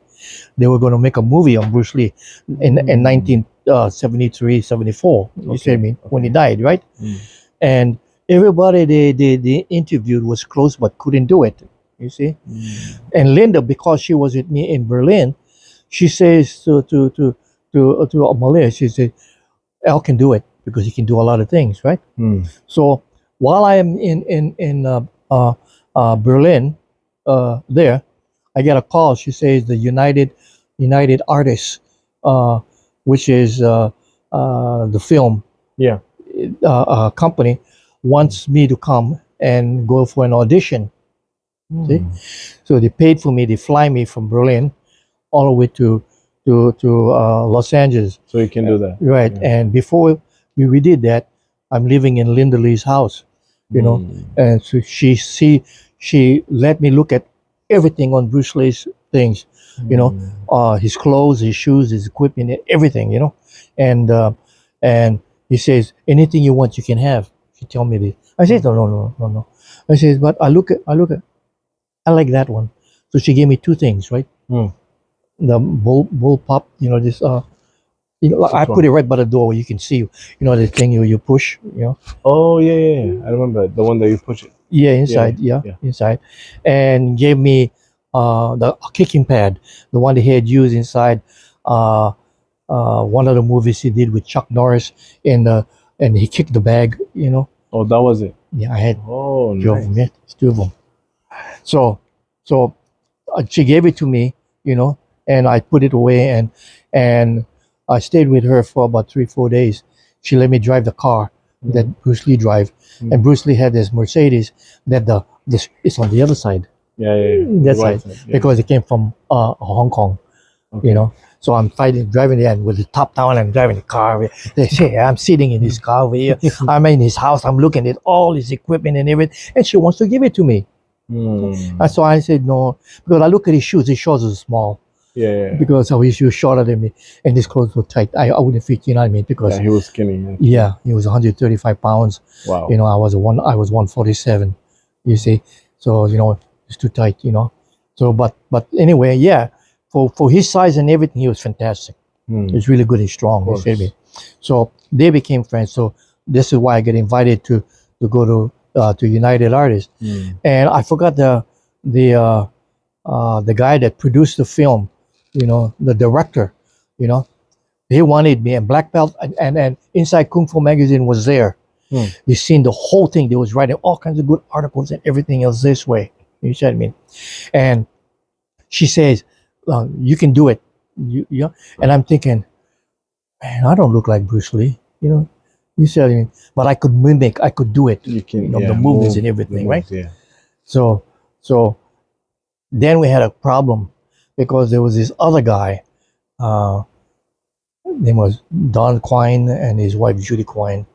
They were in charge of the the karate federation, the professional karate. You see, and they wanted to be my agent, to represent me, because I was with them as one of the top 10 fighters. So they felt as if I was obligated to select them. You see, well, Linda Lee says no. You go with William Morris, which is the agency itself, direct with itself, connection, right? No middleman. You see, it got so political, everything political, and everything else this way, and it got messed up. I was really fed up. I said, man, I don't want to get involved with this one here, because one thing they wanted to do is that they wanted to change my name, you know, to like something like Cheng Kwan or something Lee. Huh? Why? They wanted to make it more Chinese. You know what I mean? Okay. You see what I mean? To change my name, right? And I talked to my mom, you know, and she says, "Why are you going to do that?" You know, he says, I said, "Because they want to do this here because I got to be more Chinese, you know, and everything." Yeah? And I said, I don't look Chinese. And I was a little bit more skinnier. They wanted me to pick up more weight, you know what I mean? You see, so they would to put me into really heavy training for 6 months before they do the film, right? By that time, we was having so much conflict because Linda Lee told me, and I wanted to follow Linda Lee. And then you have this guy, Don and Judy Quine from this one here. And so many people was getting involved. And then they says, okay, you're going to have a karate guy that's going to be your stunt coordinator and everything else this way. And I'm thinking, I should have a kung fu guy, not a taiko. Yeah, right. Yeah. So that's why I said, no, I don't want that. I would rather have this right here. That was my big mistake. My mistake, because when the film company tell you who you're going to work with, you don't say nothing. You work with them. You see. Then they says, oh well, I'm having so much problems because I cannot decide which one. Now at that time, Inside Kung Fu magazine had already pre-taken my picture and ready to put an article on the magazine Inside Kung Fu as a new Bruce Lee. You see, they had to stop everything. You see me? They had shaved my eyebrow here because only one line. Bruce Lee had only one line. Not come down. So they shave all this shave here and try to make it me look more. And they told me to go. Smile with for the cover shot. I had all that. Okay. So that never worked out. Is there the name that came Bruce Lee of Kajukenbo? Is it because of that or no? Oh yeah. It's really heavy thing, you know. And what they wanted me to do was they wanted me to sign a 7-movie contract. Wow. We're exclusive for them. Right? And Linda say, don't do that. Because if you go independent, you can have more. Yeah. You see what I mean? So a lot of things. By that time, I was sweating and too much politics, too much stress. I never been young in it. Also, so because you were young also at that time. Yeah, and there's so much stress going on, right? Yeah. So eventually, about 4 or 5 months later, you know, I said I don't want to do it. I walk away from it. Yeah. I says, all my students, oh, why do you do it and everything? Well, for me, it says, I am me. I am not a duplicate of Bruce Lee. Yeah. You know, if they say that Dacascos portrays the life of Bruce Lee, fine. But if they're going to name me Bruce Lee number 2, nobody can be that. Yeah, you have to be the one. Yeah. You see what I mean? So I didn't do that, right? Yeah. So eventually, you know, that's the way it went. About 1 year later, they found a guy, Alex Kwok, you know, from Vancouver, Washington. No, Vancouver, BC. Yeah. Okay. Yeah, to play Bruce Lee. He looked like him? Well, he's Chinese, you know. He moves like him too? Well, they're going to train him to move with because they had no choice already. Yeah. You see. But eventually, it never went anywhere. They put it on the shelf. Okay. Didn't happen. Never happened. 20 years later, right? My son Mark called me up. Okay. He says, Dad, they want me to audition to do a film about Bruce Lee. I said, what is it called? He says, The Life and Legend of Bruce Lee. I says, Mark, that's the one I was supposed to do. Wow. And then Mark tell me, why didn't you do it? I told Mark, there's only one Bruce Lee. You want to be a copy or you want to be original? He said, oh, I'm not going to do it then. So what happens? Another guy knew Bruce Lee, Mark was going for that turnier. That was when he talked to Mark. He says, Mark, we got a movie we want you to do. You see? I said, what is it called? Only the Strong. Only the Strong, yeah. The one that he did. With the capoeira one. Yeah, the capoeira one. Yeah, you said me. And that, and Mark asked me. That was way better than the one that he was going to do. And then Mark asked me, should I do it? I said, Mark, if you do it, you're going to be original. Yeah, it's going to be you. That'd be you, the original. So he did it. Yeah, you see? And it was good. He did so it. Good. And now you had, what's it, Van Damme? What's his name? Jean-Claude Van Damme? Jean-Claude Yeah. Van Damme, yeah. Had another movie going on. Yeah. Mm. And that was a director that was doing the kickboxing thing. Mm. And the director wanted Mark to play opposite of Jean-Claude Van Damme. Oh. But Jean-Claude told Van Damme not to take Mark because he knew that Mark would outshine him. Okay. You see, so he didn't. That same director says, "Don't worry about it. I got a film called Only the Strong." That same director took him. You see, so Mark did it. That's nice. You see what I mean? That's nice. So that's just how Mark started. But Mark already had experience in television and films because he was doing commercials for Ford, the Ford company. He was promoting the Ford F-110, whatever the truck, pickup truck, Okay. and he was also working on television, which was called General Hospital, the television series. So he had that experience of acting He and already everything. used. Yeah, and so that was it. And Mark also had the experience one time when he was walking in San Francisco. Um, there was this guy, Chris Chan, who was the vice president of TriStar Productions, TriStar Movies, and he was doing a movie with another person called Joan Chen, a real Chinese actress, you see, and he saw Mark walking up the street, and he says, "Are you an actor?" And Mark said, "No." He said, I want you to come inside and act with us, and Mark said, "No." You see, so Mark went home and talked to Malia. Malia said, "Go back, do him," right? So he went back, and they said they put him to do a love scene with Joan Chen on the top of on the hood of a car. You see what I mean? It's a like that. Yeah. You see, and then afterwards, I told Mark, "What's your decision?" "Dad, I want to be an actor now." I said, "Why?" I said, "The love scene with Joan Chen was great." So that's when that started his career, because he liked that part. You see what I mean? So anyway, that's the direction that he went. You see, for me at that time, where was I? I was already in Portland, Oregon. Okay. Just building up my school there. Yeah. You see, and then. So and then you went back to Germany after that? Yeah, but because after I was in Germany, I was here, and then. What made you start your school in Germany and just go for it? Well, like I said, I had the 4 months there. Yeah. And then I went, and then I came back to Germany, right? Yeah. Here's the thing that I did. Yeah. I had my airbag and that thing, right, in my school, disappeared. Oh. Really makes me mad. Somebody stole it. Oh my God. Somebody stole it. Okay. I was just, man, I said, how can you do that? You trust, but who? I don't know who. Yeah, you never know. You know what I mean? So it disappeared, you see. So that was one part of it. But what I came back with, because I had the design already, right? I had how it was made. Then I approached a company in Germany to duplicate this in there, and I started selling it too. Okay. And then because I was there in Germany before Bill Wallace and all these guys came, I was already teaching the Germans how to fight. Yeah. And this is why you have a lot of good fighters in Germany, because they came to my seminar. One of the seminars they had, it was called the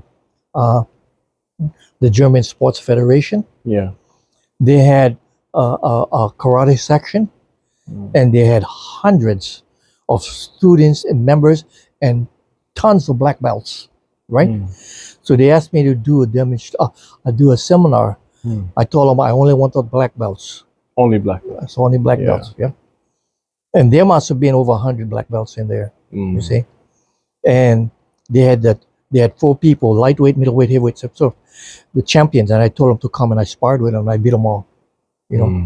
And because I was fighting this way and everything, I was really explosive. I was good then, but not now, But anyway, they saw that, right?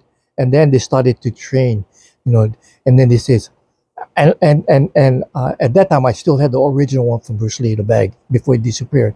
How can we get that? I said, don't worry, I'm going to make sure. So I found a company, and they started buying it and all the equipment, and they started going over there. It was just extra income, but it was good because then the fighters got good. But the way I did it when I taught them and why they became good fighters was because I was fighting their best. Yeah, I didn't hold back. Bam, harder. So what happens in their mind? They think this is the way it is. So a lot of the fighters became really good because they already crossed over from light contact to full contact, but never knew it. Yeah. You see? Okay. So I think, oh wow, what did I do? Created monsters there, man. So Yeah. and then I've those seen guys, the first generation, Yeah. these guys, they got really strong, strong roots now. They have like that foundation is amazing Yeah. there. Yeah. And then what happened was that when I moved back over there, see, these guys were already established. They had that fighting techniques. Yeah. And then other countries come to learn from Spain, Italy, and everything, and they started to spread out. And I look at it, man, you began with the first group of fighters like Bill Wallace and me coming there, and then we stayed there. Yeah. After I was there now, then Bill Wallace came. Bill Wallace got really pissed off at me, Why? Well, because I was here's the thing, right? At that particular time, a guy told me how much you charge, and I wasn't thinking in Deutsche Marks, because in Deutsche Marks $1 was equal to 2.5 or something like that. So when the guy told me how much I charge, I was thinking in German and not in English. Oh. So I says 2.5. So he gave me 2.5, which is $2,500 when I was only charged. Actually, it was supposed to be 1,000.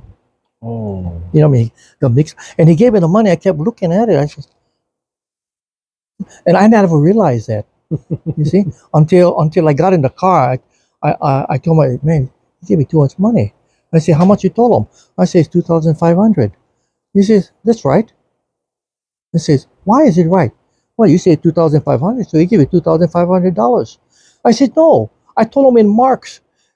It's supposed to be $1,000. Oh. You know what I mean?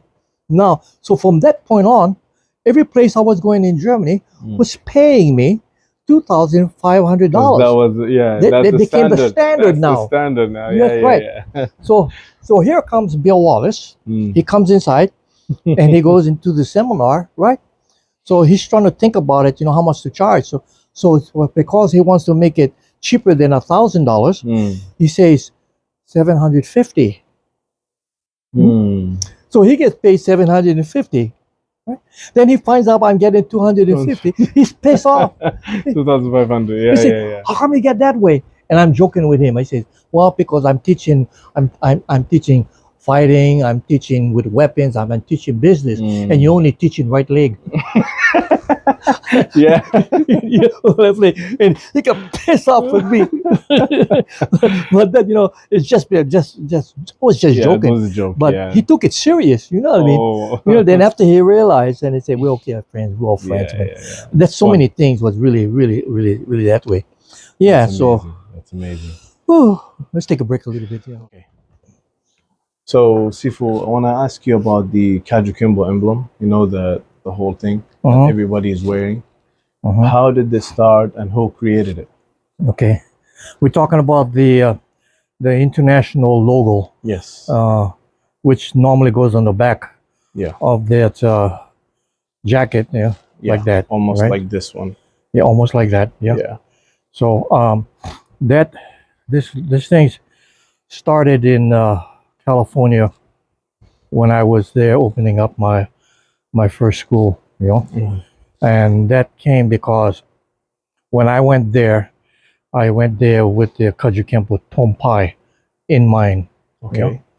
But I was involved with one of my students. I forgot his first name. I know his last name was Lee, and then he introduced me to this guy. Lee worked with me when I was working at a Western Electric company, and my cat's coming in. Okay. Anyway, he introduced me to Ron Liu, and Ron Liu came into to the school, and we got in touch, and we started to work together because he brought me down to the San Jose Chinese Cultural Association, which was strictly only Chinese. Only Okay. Chinese, yeah. And he introduced me to those guys. This is where I met um, Paul Ing and eventually Wong Jack Man. Wong Jack Man was the one that eventually fought Bruce Lee. Oh. Yeah. Okay. And other Chinese people that I met there.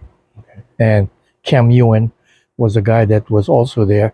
Like Cam Ewan, if you go back into his history, he was the guy that became the stunt director and coordinated director for the Kung Fu series when it first came out. Okay. We all worked together, and I started learning the northern style of Kung Fu, because prior to that, the only thing I had was the southern style of Kung Fu. Yeah.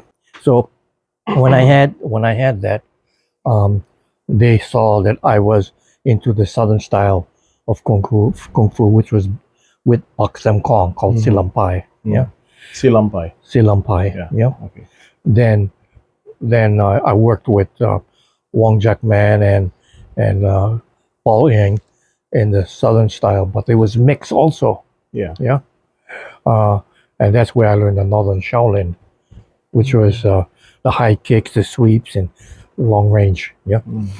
So eventually, my mind was all getting all messed up now because now I had these different styles. Yeah. And included to that in there, I was also practicing my eskrima, but I wasn't promoting it.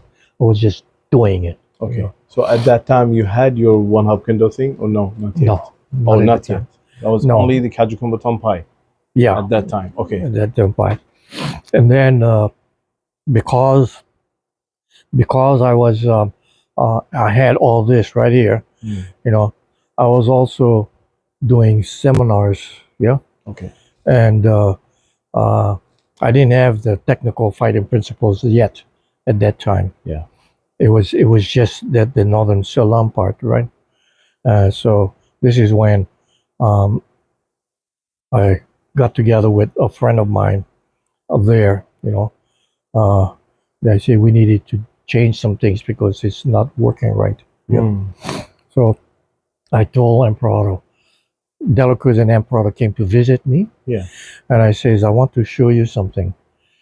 So I started doing my double sword, it's my spear, Chinese forms, and the empty hands forms, all of that. And Emperor is just looking at that. He says, "Wow."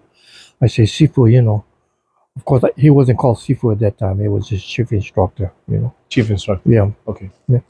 I told him, what we have here is that we're developing you, me, and Dela Cruz. I mean, you ask us to be your students, but also to help you develop this, So what you folks have, you guys have the Tompai, but it was only exclusive to what was going on in Hawaii.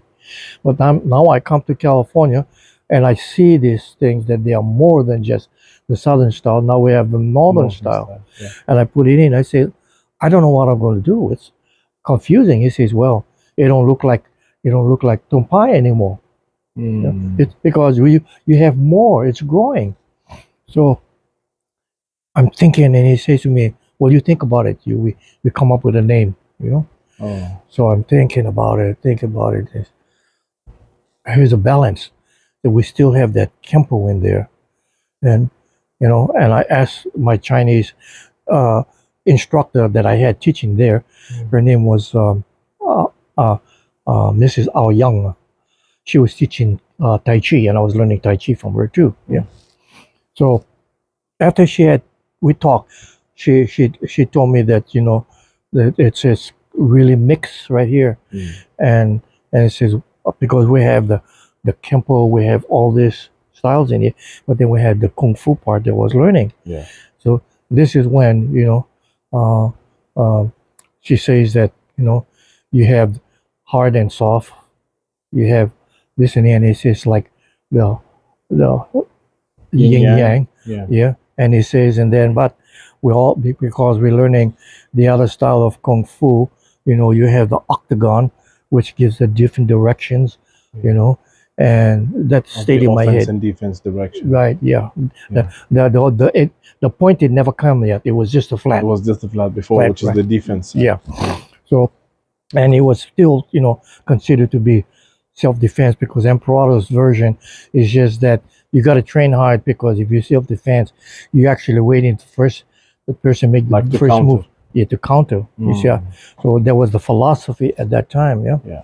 So during the work, when I was working in a warehouse, yeah, whenever the boss wasn't around, I was drawing the sketches and figure how I'm going to do this and think about it, because this one wasn't for them. It was for my own school. That emblem was supposed to be just my own school. Only for you? Yeah, it's called the School of Chinese Kempo Kung Fu. You see? So then I go back, I think about Chinese Kempo Kung Fu, Chinese Kempo Kung Fu, Chinese Kempo. Then I did a lot of research and talking and everything. Then I asked her, what is Chinese Kempo? She said, well, it's like Kung Fu, but it's for the hands.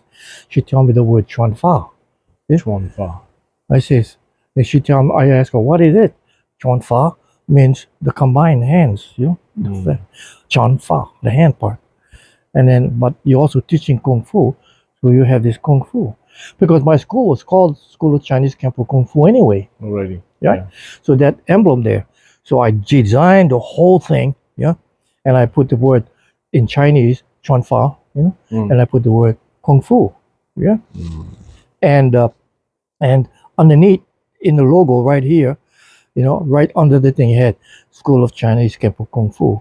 Below. You said there was the emblem. You see. Then we formed at the beginning, you had here. You had the Kung Fu and the Chuan Fa. Yeah, and under here, you see, we had the So School did you of draw Chinese that before? Yeah, Or- that was the- there already. Yeah, Okay, how the idea came from this one?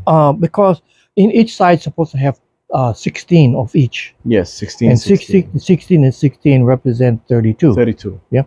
And that one came from two ways, right? Yeah. Because the what do you call it? The Masons, yeah. And they have the 32 steps of The enlightenment. 3 level, yeah. You know, you say, and it was also what we heard was that King Solomon, you know, have 32 steps to his throne.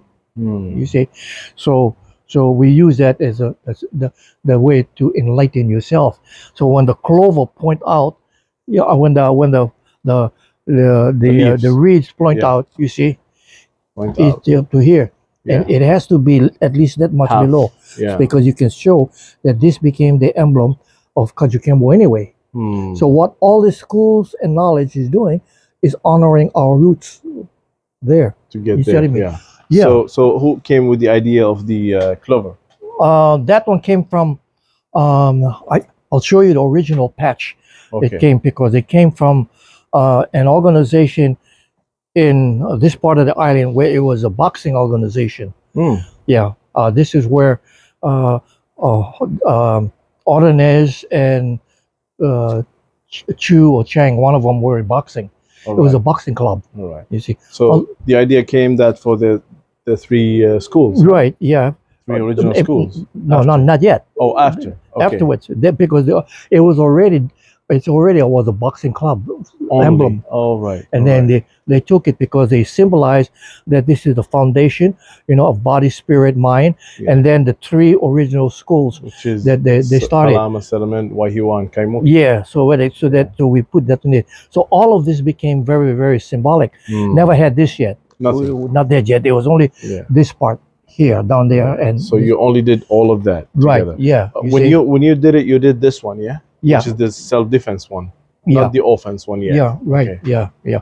All So right. whenever people see that, they know that it's a self-defense mentality. Yeah.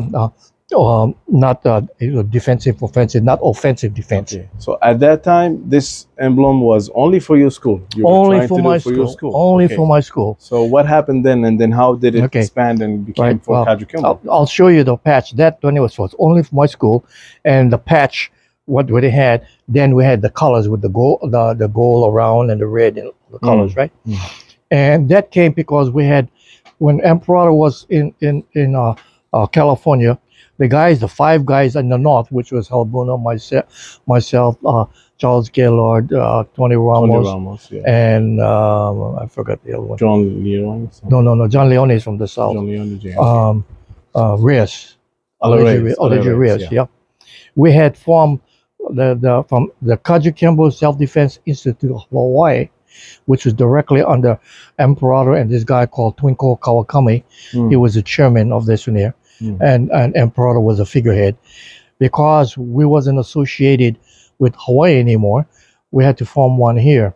So we formed the Kajukenbo Association of America, the KAA. Yeah.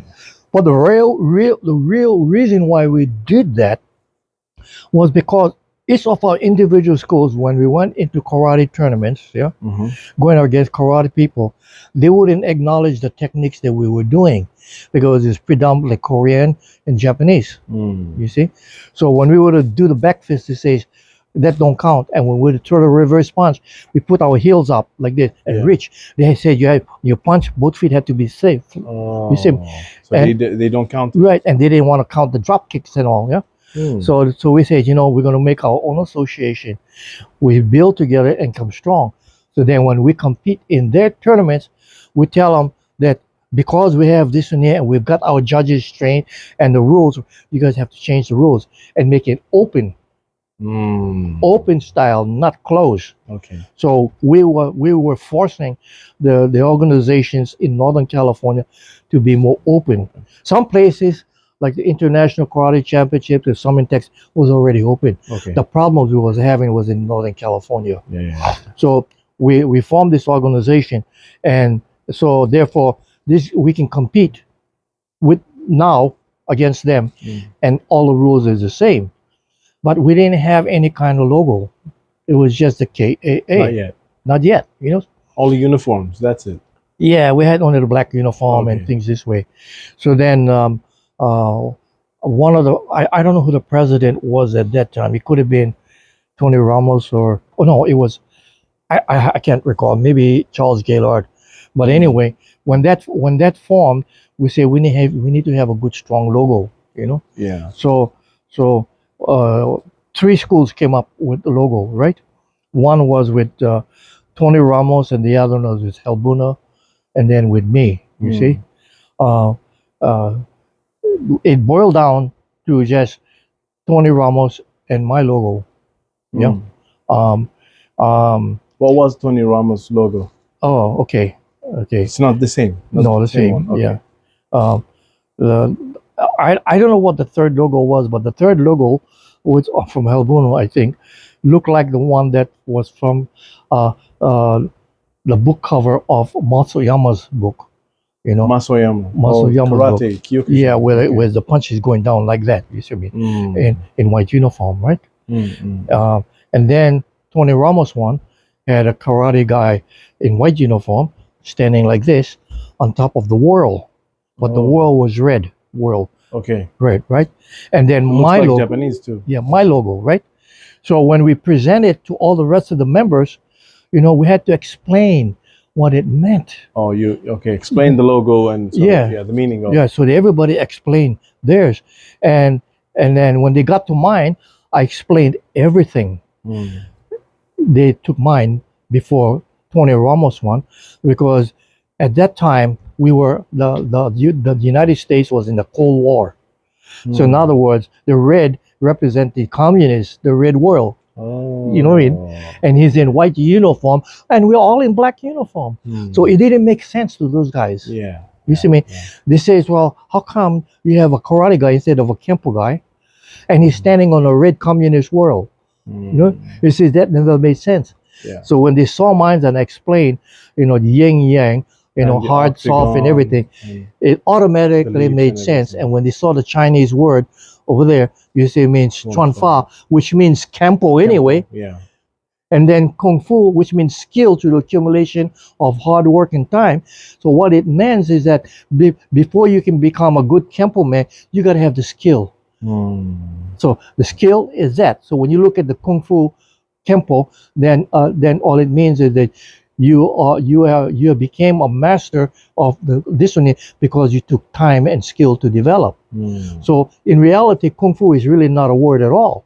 Yeah. All it means is just that if you're a doctor and you spend some time, blood and sweat and tears, take you years to get that, you're Kung Fu doctor. You see what I mean? So now it made sense on that one there. And then I explained the octagon and everything else this way. And then that was in white and put in the back. Yeah. And then when we begin to start putting on the patch, the colors came out, the 5 colors. It's like the one on my back. Yeah, then that the one represented originally was the 5 fighting styles. Hung Lee, Hung Lee, Choi, Fat, and Mo. The Chinese styles. Is that the same one from the salute? Pretty much. Same thing. Yeah. Okay. But it means the Chinese style. This was the 5 major Chinese styles that actually set up the Boxer Rebellion. And that's the colors came from. 5 colors. Right. And then that colors also represented the 5 founders also.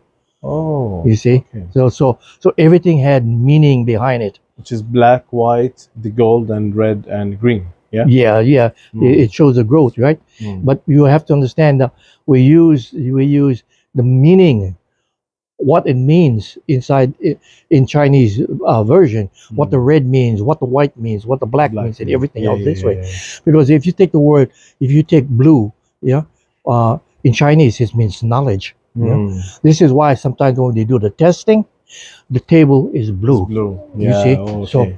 So all of that today was all symbolic, Nice. So what happens that it was when they had the vote, it was 100%. Nobody they was loved it. They just 100%. They loved your logo. Right, and automatically I'm looking at it. Okay, there goes my school logo. It's gone.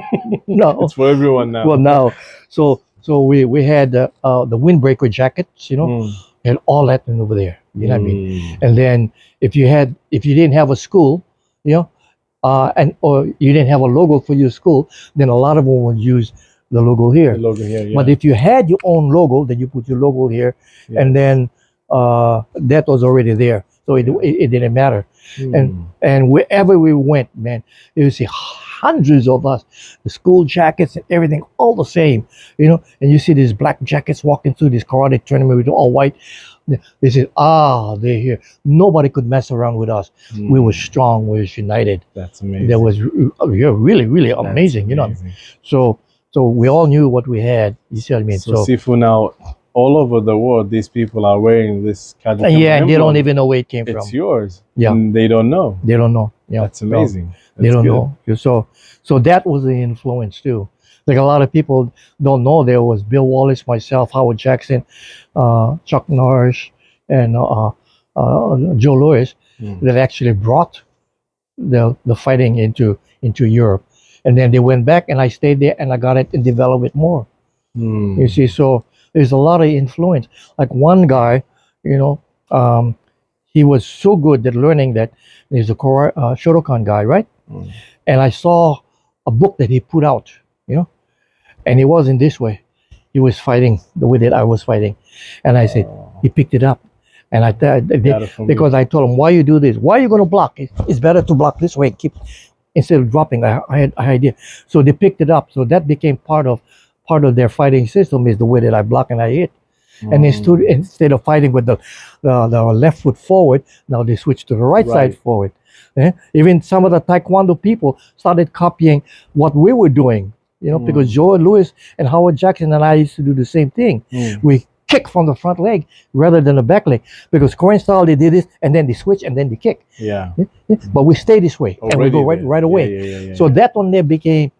See, if people go back into deep history, they're gonna find it. They all came back from where we began. From you guys. All where it began. That's awesome. It was so just Sifu, like most of these, martial artists, they keep the strong side on the back, but you guys switched it. You made it in the front, so when you attack, they think that's the weak side, but it's not. It's the knockout side. Yeah, that's right. You see what I mean? Yeah.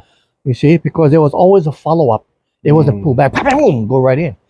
You see what I mean? So because if this is the strong side, I'm putting this in here, which is a little bit stronger, So they don't know. and that's going to hit your main back, and then the stronger side come and finish you up. All right. You see, so it was just the way it was. Now, how this really developed was just when that had happened, and they had already put inside that the logo in there, right? I was fighting all over, you know, without concrete technical fighting principles. Okay. Okay. Then I was recruited into the Tracy franchise organization. The Tracy's franchise. Tracy's brothers. Huh? I mean Tracy Brothers from Kempo, American Kempo. Right. Okay. They were really good in business. You know what I mean? Are they at Parker students? They were. Oh, they at were, the beginning there, yeah. All right. And their method was learning how to develop the sales technique through the Arthur Murray Dance Studio. A philosophy on how you bring the person in to introduce them into dancing, and then you begin to talk to them about different programs. They were good in business, yeah. Very good in business. Matter of fact, I gave Arnev, you know, I talked to him one time. I said, "What kind of business you got?" He told me. I said, "You know what? I'll just send you this, and you take a look at it. If it works, it works. It don't work, you take a look at it. Give you some ideas, because if you're young, you need all kind of help. Everybody need to have a mentor of some kind, so that they don't step in the wrong holes." So I sent it off to him, and I don't know what he's doing with it. But anyway, we had Tracy Brothers, yeah. the Tracy Brothers. I was introduced to them. Then I had my school in Portland, in Denver, Colorado, and it was doing okay, you know. But I wasn't interested in the money or anything. All I did was teach. Yeah. So Sifu, at that time, the belt system was what exactly, and when did it change, or like, you know, because I know that you guys got some stuff from the Tracy Brothers, the ideas of the belt system too. Yeah. That's really different, you know. Okay. Because we never in the Kajukenbo, we didn't have purple. I mean, we didn't have orange or yellow belt. Yellow belt or anything else this way. On that one, there's a different story, because when I joined the organization, the Tracy Brothers were making their belts in Japan, right? And they had made an order for orange belts, because it was supposed to be from white to orange, and orange so forth. That's for the Kempo, American Kempo. Yeah. And when they sent it over there, instead of orange, they sent back yellow. They got confused, so they had 1,000-something yellow belts. Oh. So what Tracy does is says, well, instead of going from white to orange, we make a half grade. We put the yellow inside, and then it became easier for sales, because now you're taking one step at a time. So it became like, okay, we'll just use the yellow. It doesn't matter, because this one here is just one step. One step. You see what I mean? We did that because originally in our school at Asuncion, I think it was from white to white, purple to purple, blue. I've seen that. All I have colors. You see, even the blue, green, brown. Green, brown, black. It was that way. No stripes, no belts between them. But it was somehow, after a while, you know, when we changed over to the Kung Fu style, we just went straight. They said, you know, we just do it. Yeah. But I heard that each belt, at least minimum, you stay like one year in each belt. Like the white belt 1 year. Purple. The minimum was about 6 months. Let me tell you. Minimum 6 months. Yeah. See, 6 months to 1 year. So But when I was with Sid Asuncion, as I said before, I never continued on. It's just that when I was training with him, I already had some skills, So it didn't take me 3-4 years to get my black belt. It took me 2.5 years or something. Yeah. You see, because and then but that's you already been skills, like you know, like you already been doing this for a long time. Yeah. Not a beginner. No. Yeah. and besides that, in that particular system that he had, it was really easy because we had 8 what do you call, like counter strikes and it was called 8 basic exercises. Bam, bam, 1, 2, 3, 4, 1, 2. Eight of them. That's all we had. You see what I mean? Eventually they bring it up to 13 or 14, and then we had we had the basic 8 katas, the forms, Yeah. right? And then we had only 1 to 21 kick punch counters, and then we had 10 grabs, 10 knife tricks, and 10 club tricks. That was all. And then we practice more with the self defense techniques. Hardly any sparring, Right. Yeah, hardly yeah. any sparring. I understand. And it changed because for me, I saw that a lot of the techniques is what you call static movements. Yeah. It's not kinetic because you're going through it, you stay there. You stay, and then he's doing this thing. Yeah, that's not real. Yeah, of course. It's only good to It's develop. good for training only. Yeah, good for training. Yeah, and this is why my mind was thinking. I said, you got to make it more real, because a guy not going to punch me here. He's going to punch me from the back of my head, or he's going to walk to you and just slap you. So I was thinking about real life way back, and that's the way. Then I started to work more on developing multi-man attacks and everything with my group that I was doing in the park, not with Sid's group. You know what I mean? Just with my group, because I was experimenting at that time and just see how things work. You know. Anyway, that is the way that we began, and we began to change. So now that I see this logo all over the world, thank you guys. I'm happy, everybody. But you need to know where it come from, because what you're wearing came back originally from the School of Chinese Kempo Kung Fu in San Leandro, California, back in 1964, 55, around that area. That is when it began. Beautiful, beautiful, Sifu. That's amazing. We've talked about how Chuan Fa came, okay, and then you guys, like when you did it for the logo and stuff. How did Wun Hop Kuen Do come, and then how did you do that? Okay. Yeah. And how it became like one of the 4 original styles in the Kajukenbo system. Okay. You already had, the Kajukenbo, Kempo Karate, Kajukenbo Tonpai, and Kajukenbo Chuan Fa. Okay. Well, when Emperor came up to California with Dela Cruz, I presented to them the change. They were confused. So then we come up with the word Kajukenbo Chuan Fa system. So I explained everything to them, but it was limited, because Zatune was combining the northern and southern styles, and plus incorporating the soft style of Tai Chi, Pakwa, Xinghe from the Tumpai section. So that was it right there. Okay.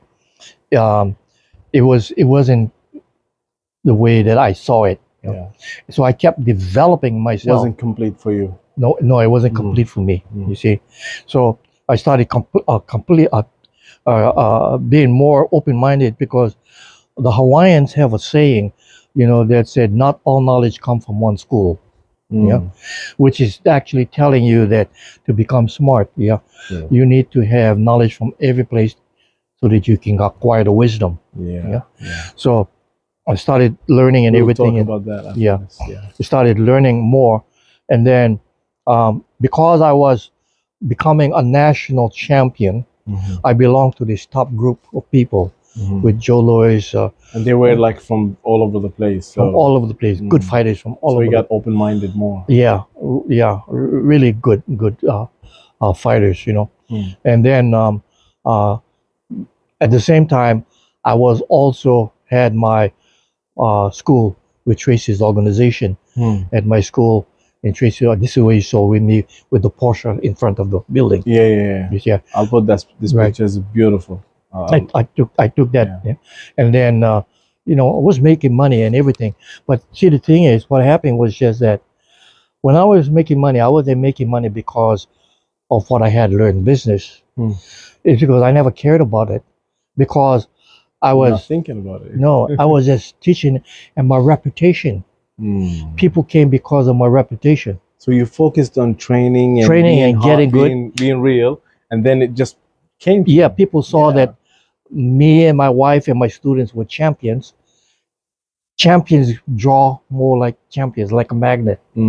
So more people start coming inside, and I was getting confused because now you have the training and you have the business, and you cannot mix it, because if you mix the business too much into the training, then you only train about the business, and you don't focus on the training, and the training was the one that brought in the business.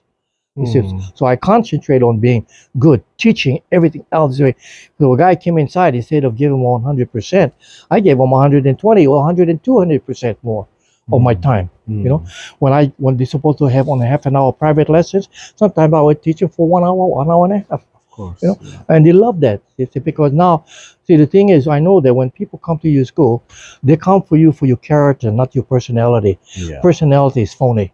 It's outside. You said me. The way you treat them, the way you talk to them, the way you dress, and all of that. And then I started having. I had people calling themselves Little Sifu, walking around because there was Little Sifu trying to be like me. You know, so they were that. And then from that point, this is when I was fighting there, and then Tracy has asked me to be on the fighting team. With the Kempos. Yeah. Okay. And I was winning. And Joe Louis and I was really good together. Nice. I was also in charge of the Tracy organization, helped develop their form competitors. And Joe Louis was the one that was helping them with their fighting techniques. So now together as a team, we went out doing seminars. I was teaching them how to improve their forms, competition. He was teaching them how to do the fighting techniques, right? And this is when Howard Jackson, Joe Louis, and myself would meet in Southern California. It trained together, you see. And then this is where the fighting principles came to being. Okay? Joe Louis had put it together verbally. He's really good to that and there. And then I saw and I added some of my things inside of it, you see. And then we started to call it the 25 technical fighting principle. Actually, it's not. It's less than that, you know, because you can less because you can put position, fighting stance, independent movement, and critical distance line as one. In one. Yeah. You see what I mean? You take it and you put it one. So you know you can do that. Bruce Lee had about 9 of them already all in there, and some of the techniques that were there, Joe Louis had picked up from Bruce Lee. You see, because he and Chuck Norris and Mike Stone used to train together over there. You know, Bruce Lee would too. They train. So they learn a lot from them.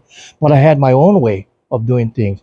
You see, and then when Joe Louis introduced us into that, and he was actually teaching us on how to teach that thing. You know, and I saw that and I said, "That's good," but I can see a lot of things. You know, that is me. Yeah. So especially when you're coming up to the street fighting and things, you apply the technical fighting principle. Now it's easier to teach. Yeah. And then I started developing the different way of training, like the 6 counts, this and that, the weapons. And my screamer was really good and was getting good, especially taking and adopting the technical fighting principles to become me. Yeah. So this is why, and I say I give credit to Joe Louis because he helped us introduce, but some of the things were me and not him, because I could do things better than him on certain things, and naturally he could do it better than me. So it became individual. So at that time now, the screamer part, the technical fighting principles, and the buzzsaw and everything was identity now. You see, so and I was having problems with the other 4 masters, Albuna, Gaylord, Tony Ramos, and El Reyes, because they were all from the old school.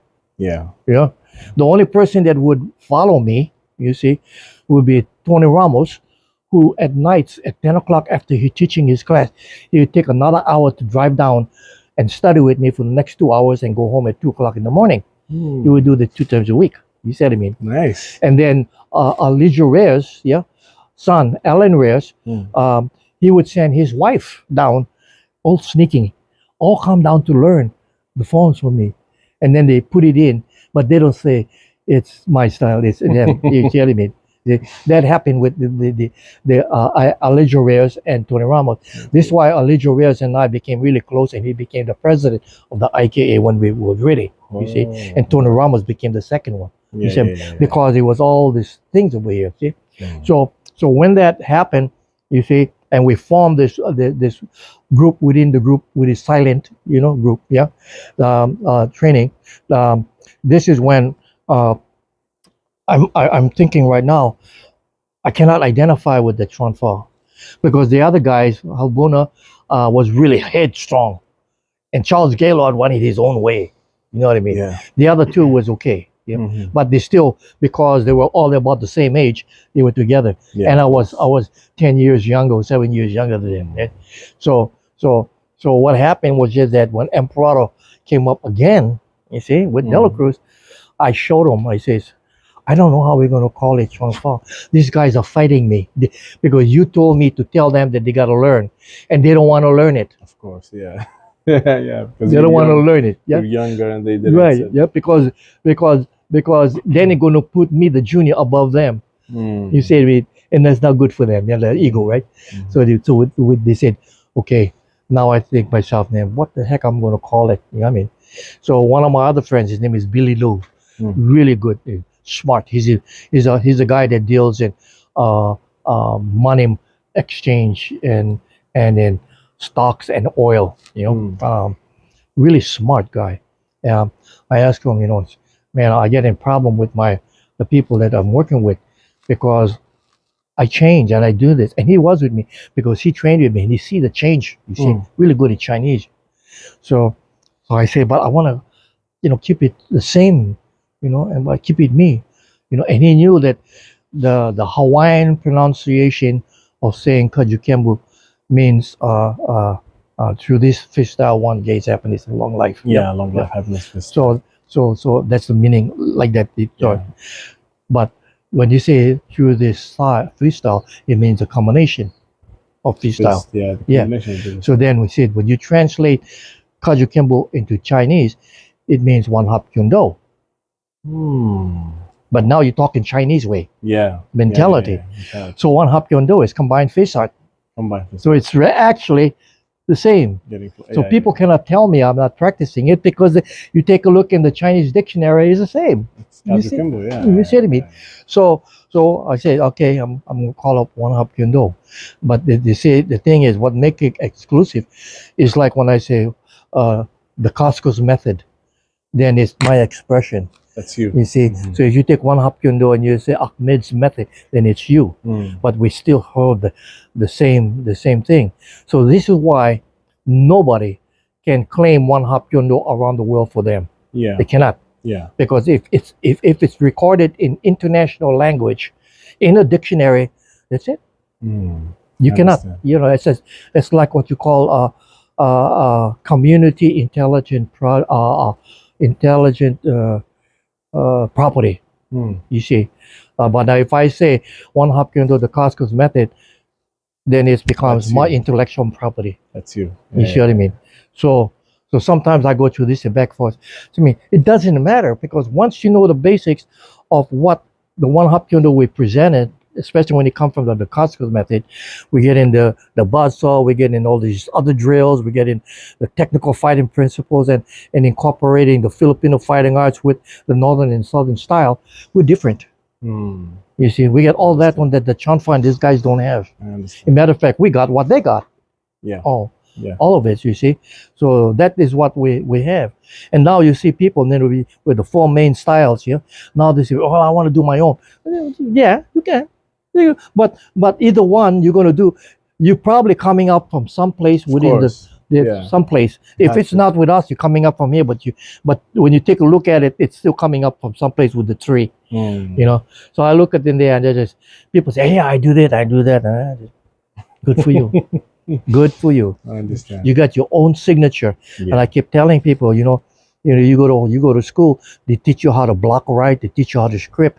But when you have to sign a contract or something this way, you just do that. No, that's you. Yeah. You say, I cannot do what you do. That's you. Yeah. You see? So Sifu, I have a question. A lot of people are like chasing titles, like, chasing what? titles like Grandmaster, Great Grandmaster, Senior Grandmaster. So for now, we all know that you are a great Grandmaster, but you love and you like that people to call you Sifu. Mm. Can I know why is that? Well, if you take a look at the word Sifu, Sifu means teacher, coach, or parents. Yeah, and it means somebody that is teaching. You see, but at the same time, he's also a student. You see, a teacher only gets better because he's learning from something else. And before I can teach you, I gotta learn. Yeah. I'm not a master. Mm. You see, so how am I going to teach you if I'm master? Because a master has already stopped learning. He's know-it-all. But I'm still learning. And if the new things I learn over here can make me good, and then I eventually teach you, then I'm still a teacher. I'm still a parent. I'm still a father. I'm still the mother. You see what I mean? So when people say, "Oh, master," I say, "Okay, in the capitalistic world, or in the Western world, they like to make it a little bit higher. And when they went commercial, that's where it began. Especially when the Koreans came here, and with all the ranks, they might leave Korea as a fourth degree, but in between the plane, and they get on the plane and they land in the United States. How the heck they went from fourth degree to being eighth degree in the flight? Maybe it's 8 hours of flying. I don't know. They all of a sudden become a grandmaster and master, but then they know that the higher title they have, the easier for them to open up a commercial school. Because you're like, yeah, what are you going to learn from this instructor when you can learn from that master?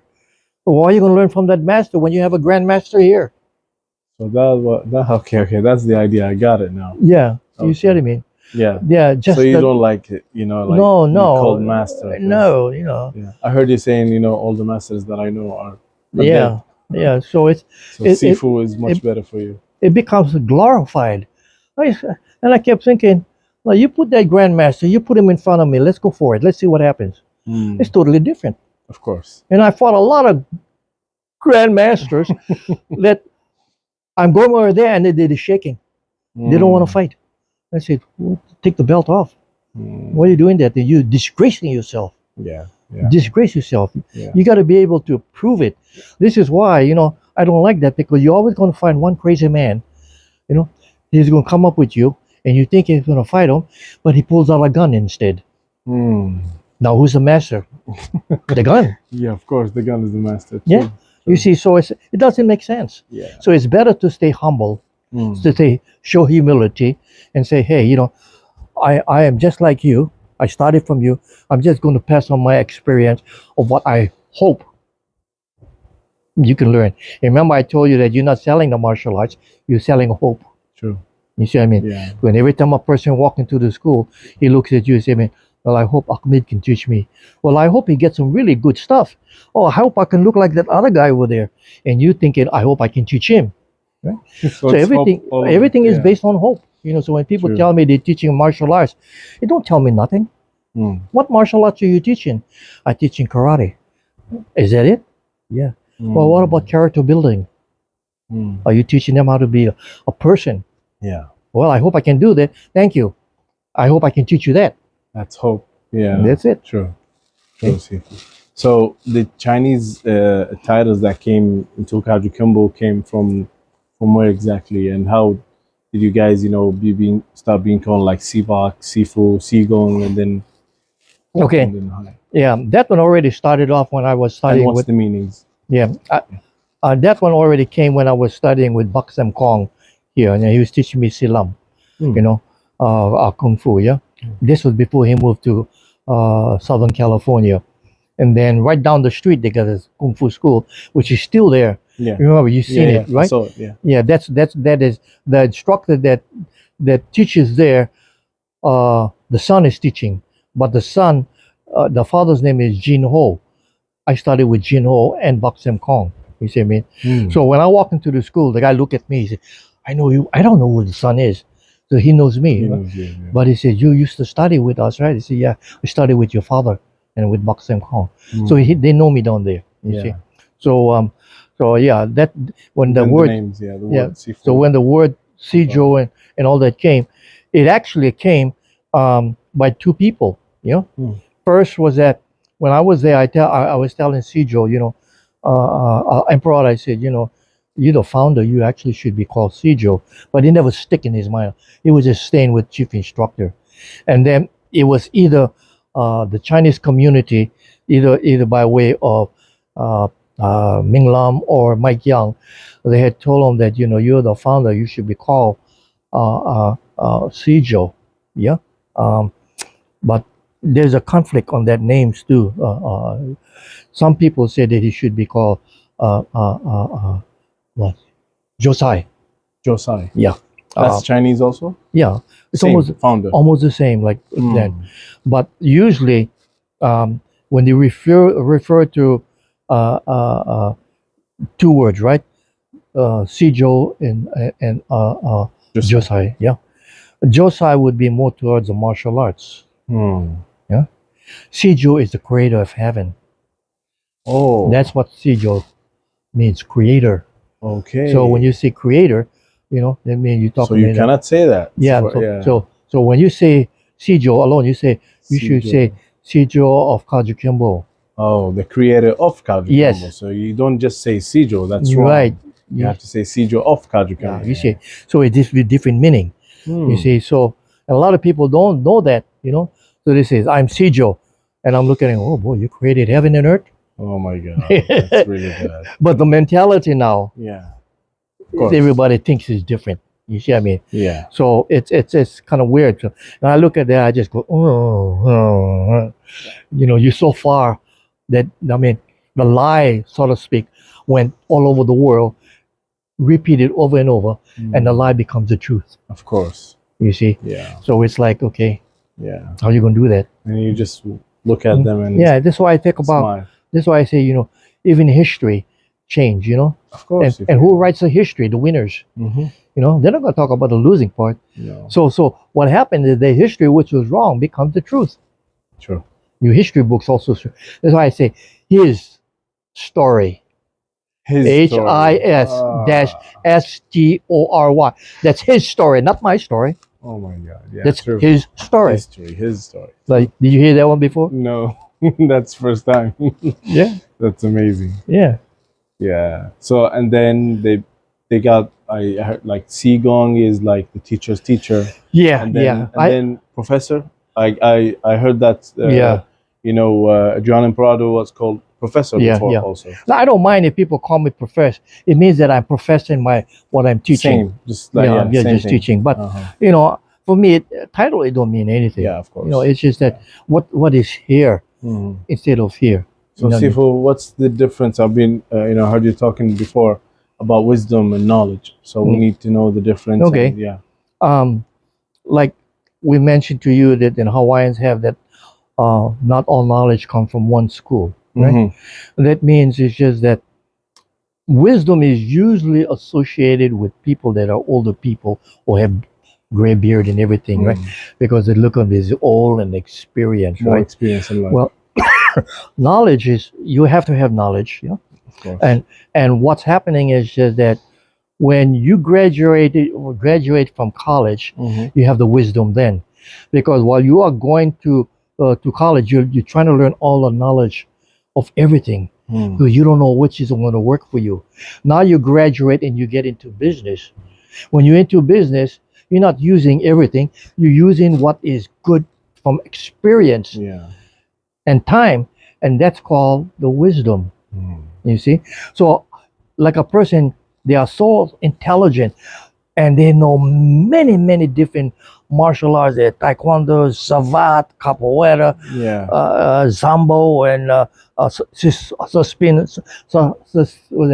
sistema. Systema, Yeah. Like these people have 5th degree here, 6th degree here, 8th degree here. Right. Like different martial arts. And then they get into their first fight and they do the first thing that comes in. That one came because of the knowledge. Now they have the wisdom to use what is more effective. Yeah. They're not gonna on one person do all the arts. But here I'm doing judo, here I'm doing that. No. And say, how do you do that? I don't know. I just took what was good and worked. So that's the experience. No, that's wisdom. Wisdom. That's wisdom. You took every knowledge of you and you took what works for you. Yeah. You see what I mean? And knowledge by itself will not do anything without the experience and wisdom. Here's a good example. A pencil. Yeah. Right? Pencil is long. It has the wood and the graphite, right? That makes the pencil. Mm-hmm. But what makes the writing? The tip. The tip. That's the wisdom. Oh, all right. Okay? True. Okay, I got you. You got the whole pencil, it's not going to do anything The tip until on you start to. That's it. Okay. It's another example. I Yeah? remember one thing, Sifu, about this stick, the way that Wun Hop Kuen Do work when you Bring the were stick. talking about it. You have one stick there. Oh yeah. We're going to use this stick as an example, okay, of when people ask me, what is Wun Hop Kuen Do? And there's many ways I can explain Wun Hop Kuen Do, okay? Now, Wun Hop Kuen Do on this sense here, I'm using this stick here, is this. On this end here, you have the Asian martial arts like karate, taekwondo, let me see, taekwondo, karate, kung fu. Judo, Yeah, like all of this. these, yeah. And what they do is just that they teach you empty hand to go to learn weapons. In the Filipino art, which is also pretty much the same, they start Like Kali, Eskrima, like Kali, Eskrima, Arnes, Pangamot, Chinumutai, and all this. Yeah. They start with weapons to the empty hand. So instead, now we have open hand, open empty hands hand to weapons, weapons to open hands, and now you have Wun Hop Kuen Do, which is complete. It gives you the complete fighting system. Yeah.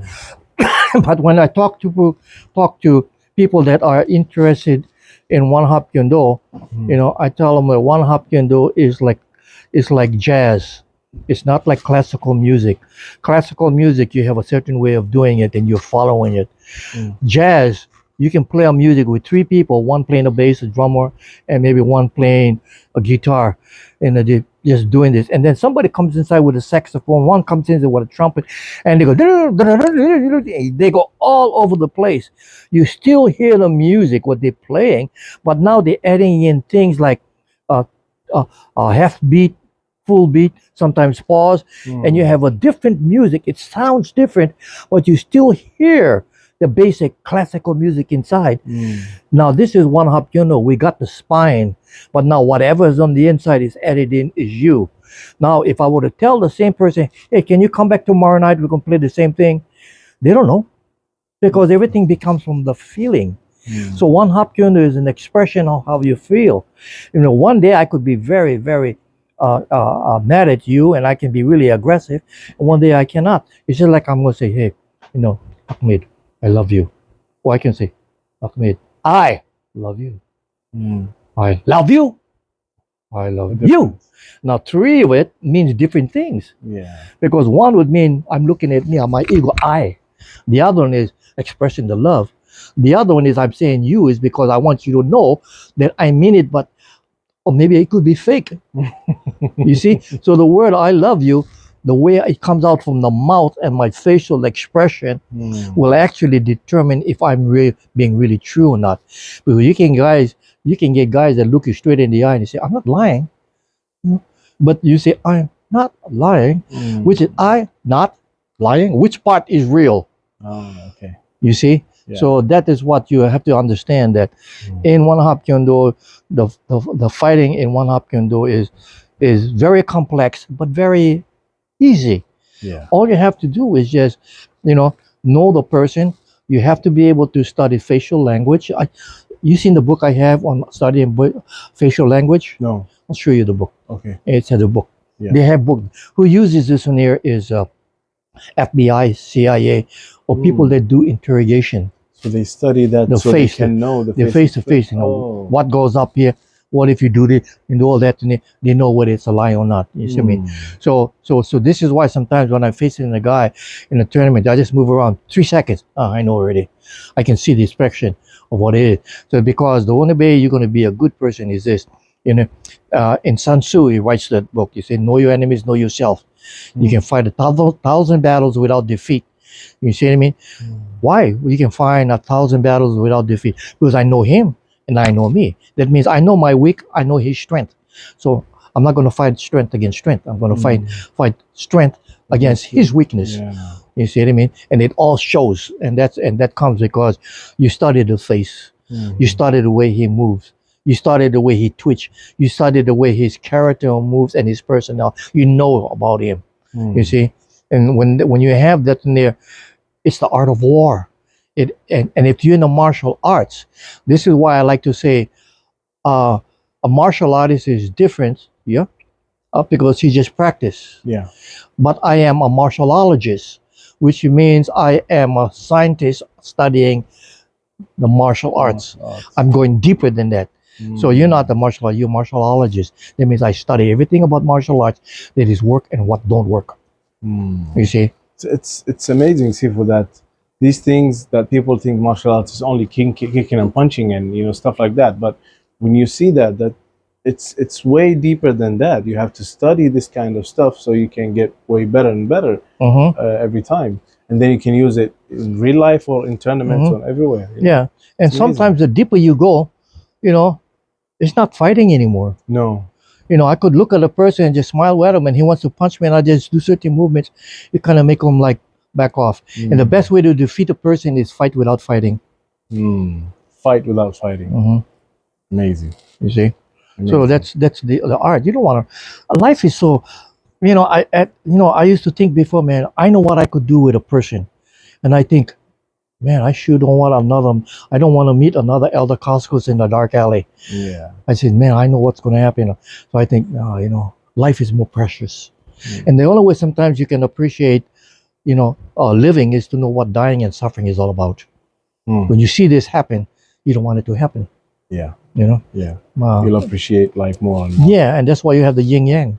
Amazing. Good, bad, bad, good. So every white has a black spot. Every black spot has a white good. You know what I mean? Beautiful. And then you find that when they say, this person may be a killer, but he just saw a baby on the street and he saved them instead of killing them. You know what I mean? I said, man, there's something inside here. Yeah. I mean, so beautiful. So sometimes it's really hard to judge people. Yeah. You judge them and so you judge them the wrong way, but this guy is actually a savior. So sometimes even hesitation helps. This is why I say one moment of control in anger is worth more than 1,000 years of mental suffering. You know what I mean? Wow. Because you control yourself. You want to bam, you want to hit them, but you control yourself. Now, if you hit the person, what happens? You go to jail, you go to court, you have medical bills, all because you lost your temper and you hit them in the face, and now you're paying for the price. Wow. So, Sifu, we are learning martial arts not to fight. Yeah. Actually. No. You learn what the martial arts is learning your strength and weakness. What are you strong in and what you're weak in. So self-defense, it's you against you instead of... Well, let me tell you, I always tell my students, and most people like this, there's only 2 times that you look yourself in the mirror, in the morning and at night. In the morning, you get up, you look yourself, you brush your teeth and everything. Okay. Then you go home, you go to work and you come home, you go, clean, brush your teeth and go. You think about it, The 2 times you look at yourself. So in the nighttime, you should be thinking, was I a good person? The daytime should say, can I be a good person? Can I be better myself? The nighttime is that, and then you took the beginning and end. You see, there's only one time in life that you don't have a 24-hour breathing. Only one time in their life? What do you mean? What do you mean? There you go. In one time in your life, you don't complete 24 hours of breathing. How? The day you're born, you take your first breath. The day you die, you take your last. It's not 24 hours. Not 24 hours, yeah. True. You see? True. Yeah. And then too, I always say that the other way too is that Emperor told me this, and we talk about it, If you're always walking around with a fist like this, how are you going to open your hand and be friend with me? We cannot be friends. So friendship always comes with an open hand. Yeah. You see? Yeah. And the only time that you get your fists is the first time when you're born. Yeah. Because you're fighting for life. Kicking, punch. When you die, you notice people when they die, the mouth and the feet and the hands you go open. Yeah. You're letting go of life. You see? So what you do from here to the time there, in between, is living. Wow. This is breathing. This is fighting for life. This is finish. Wow. You see, so amazing. that's you take a look at it, you know. That's what really martial arts mean, Sifu. People in martial arts need to know how to be humble and like we be way better than like normal people, Mm, because these days we've seen a lot of people like so arrogant, so angry, mm, so like they just play it tough. They I'm tough. Just look at mhm. me. That's the way how a lot of sports in martial arts made people think, oh yeah, this guy is tough, but they're not. It might be that guy who's been smiling, just sitting down smiling. He's dangerous more than that guy. Mm. So, but that's how they're teaching now, and we don't want that. We want people to know the real way of martial Well, art. first thing, I really appreciate this. Is why I'm writing the book Sifu and Me. Yeah, Yeah. and and when people might say, "Well, why you use Sifu?" Or it's a Chinese terminology. Well, that means you're only drawing martial artists. I say no. In the very beginning, we explained the word that Sifu means parents, it means coach, it means teacher. Hmm. So now this one here not only for the martial artists, it go for the school system, for the parents and the single parents. Hmm. They're using it. We're using the Sifu to relate to the martial arts because most of the people that come into the martial arts, especially kids without parents, is usually the mother that bringing them in. Yeah. And now True. they need a father figure. So now True. I become the father figure as a coach, as a teacher. The thing this way, and that will also help the parents with the book to know in what direction we want. First of all, in respect. You see, now the Chinese and the Japanese and Koreans, they use the same system, especially in the younger ages. Yeah. When the kids are in kindergarten and they go into first grade, second grade, third grade, Mhm. they're learning. You know who cleans the room? They do. They do. They do. Wow. Why? Because the teacher is teaching them how to be responsible and clean. Since that, like, So that thing. early. Yeah. So the kids, okay, you finished, you ready to go homework over here? It says, okay, you know your duties, pick up the mop, sweep over here, clean the boards and everything. That's already in their life. Wow. So in the rest of life, this is why you go to Japan, it's really clean. They're Clean already city. used to it because they've Used been to. It's raised that clean. way. Right. And what is it done? It shows you that they're helping the elders. So they'll help a guy walk across the street when he's old.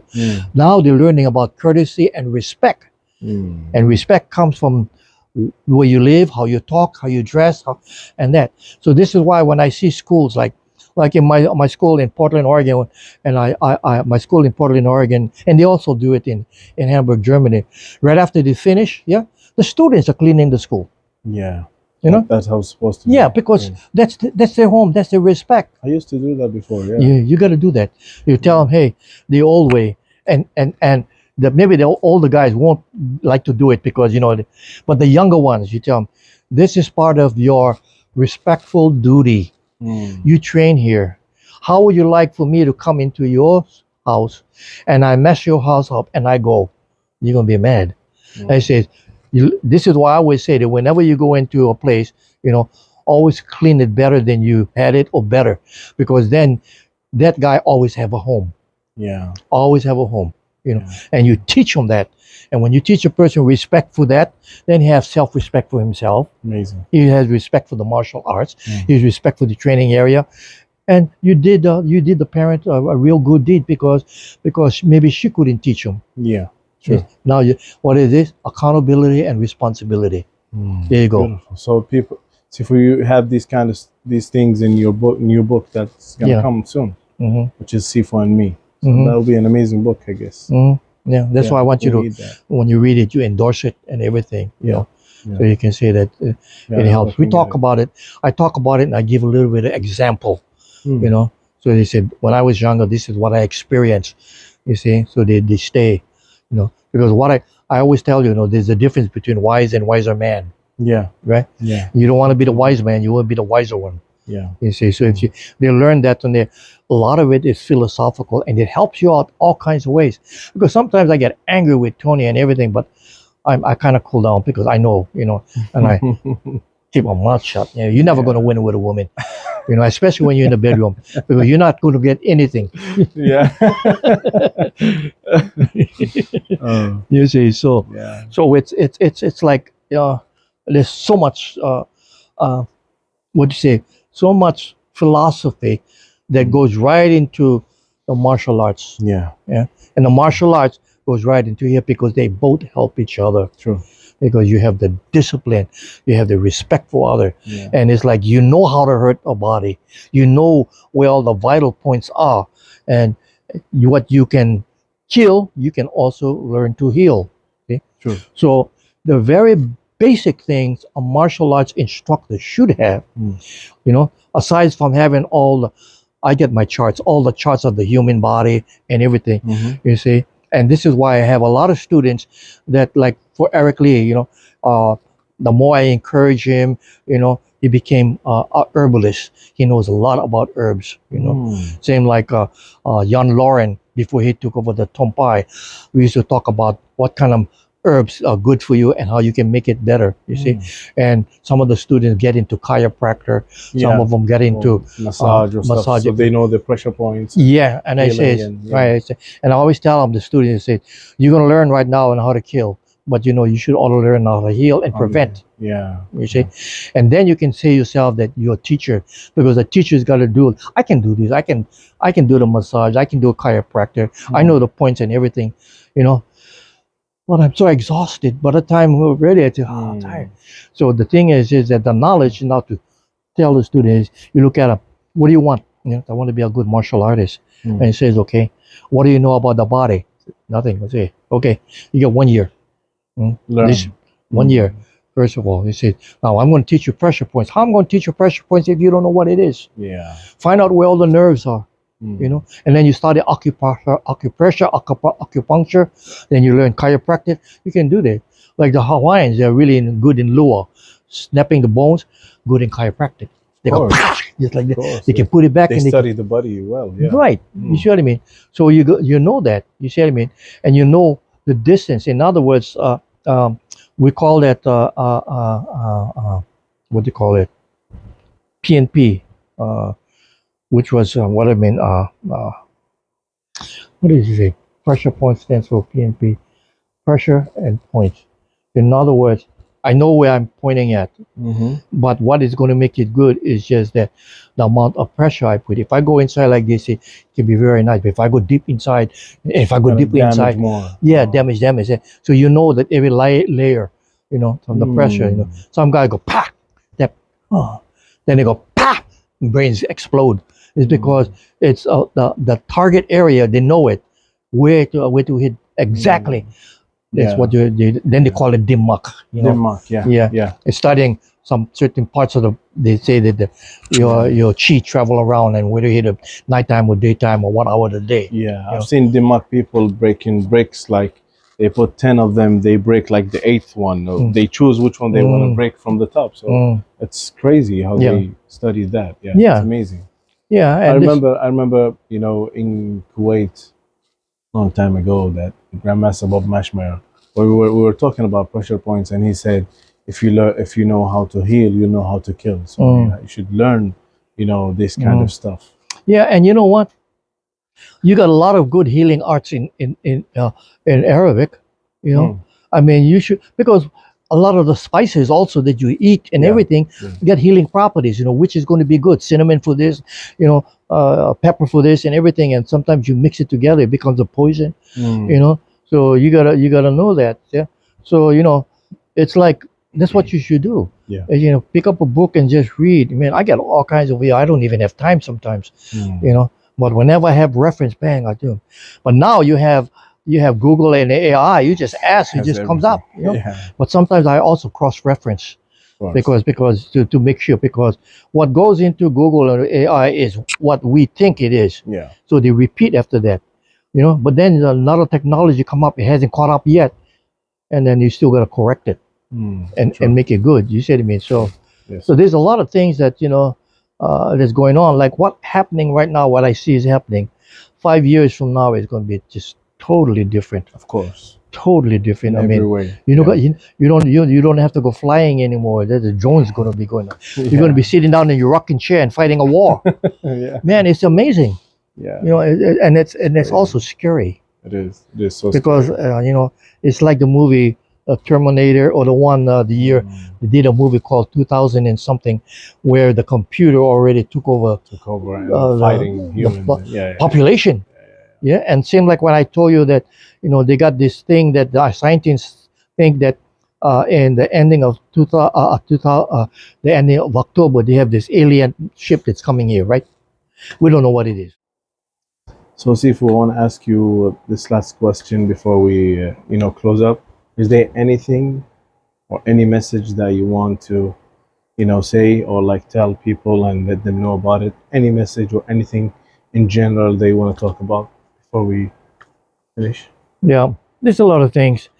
What we've said within this last few hours, if you take every one of them and just really digest, and repeat, because the only way you're going to have more knowledge, more wisdom, is to repeat the knowledge. Keep on going on that, and if you just remember what we said, you don't have eyes in the back of your head. You get two eyes forward, two ears going forward, your nose breathing too forward over there before you speak. Sometimes you speak too quickly and you make a lot of mistakes, and it's better to have that pause, that moment of silence in anger can save you tons of grief in the future. So just take it easy, learn, and don't rush. There's a reason why we have periods where we rest, is just to regenerate and to really think. And sometimes when you get too overexcited, you jump into things and find out that what you jumped into had no bottom. Yeah. And you end up going into an abyss. So, knowledge can come from anywhere. And even failing in some of the knowledge is also knowledge. So don't think that it's a bad thing. Like when you get a flat tire, what does a flat tire do? It slows you down. Now you got a flat tire, so you got to change it. So why do you change it? So you keep on going forward. Everybody in life has a flat tire sooner or later, because no road is really straight. You're going to have something, and if you're in a good car, then just bypass the donkey in front of you, and that donkey can be a jackass in life also. So there are times that you have to look at yourself on what and who your circle of influence is. Get in the right type of circle of influence. The people around you, is going to be determined. We've said, I think before, if you want to be a millionaire and you stick around with 3 millionaires, then you're going to be the fourth one. If you want to be a stupid jackass, go ahead and find yourself four of them, and you're going to be a jackass. So the thing is that people that you're around with is what's going to predict. And you can usually look at a person and see a person who's around. You already know what type of person, because it's like a bird always flocks together. So criminals are going to stick together. Smart people are going to stick together.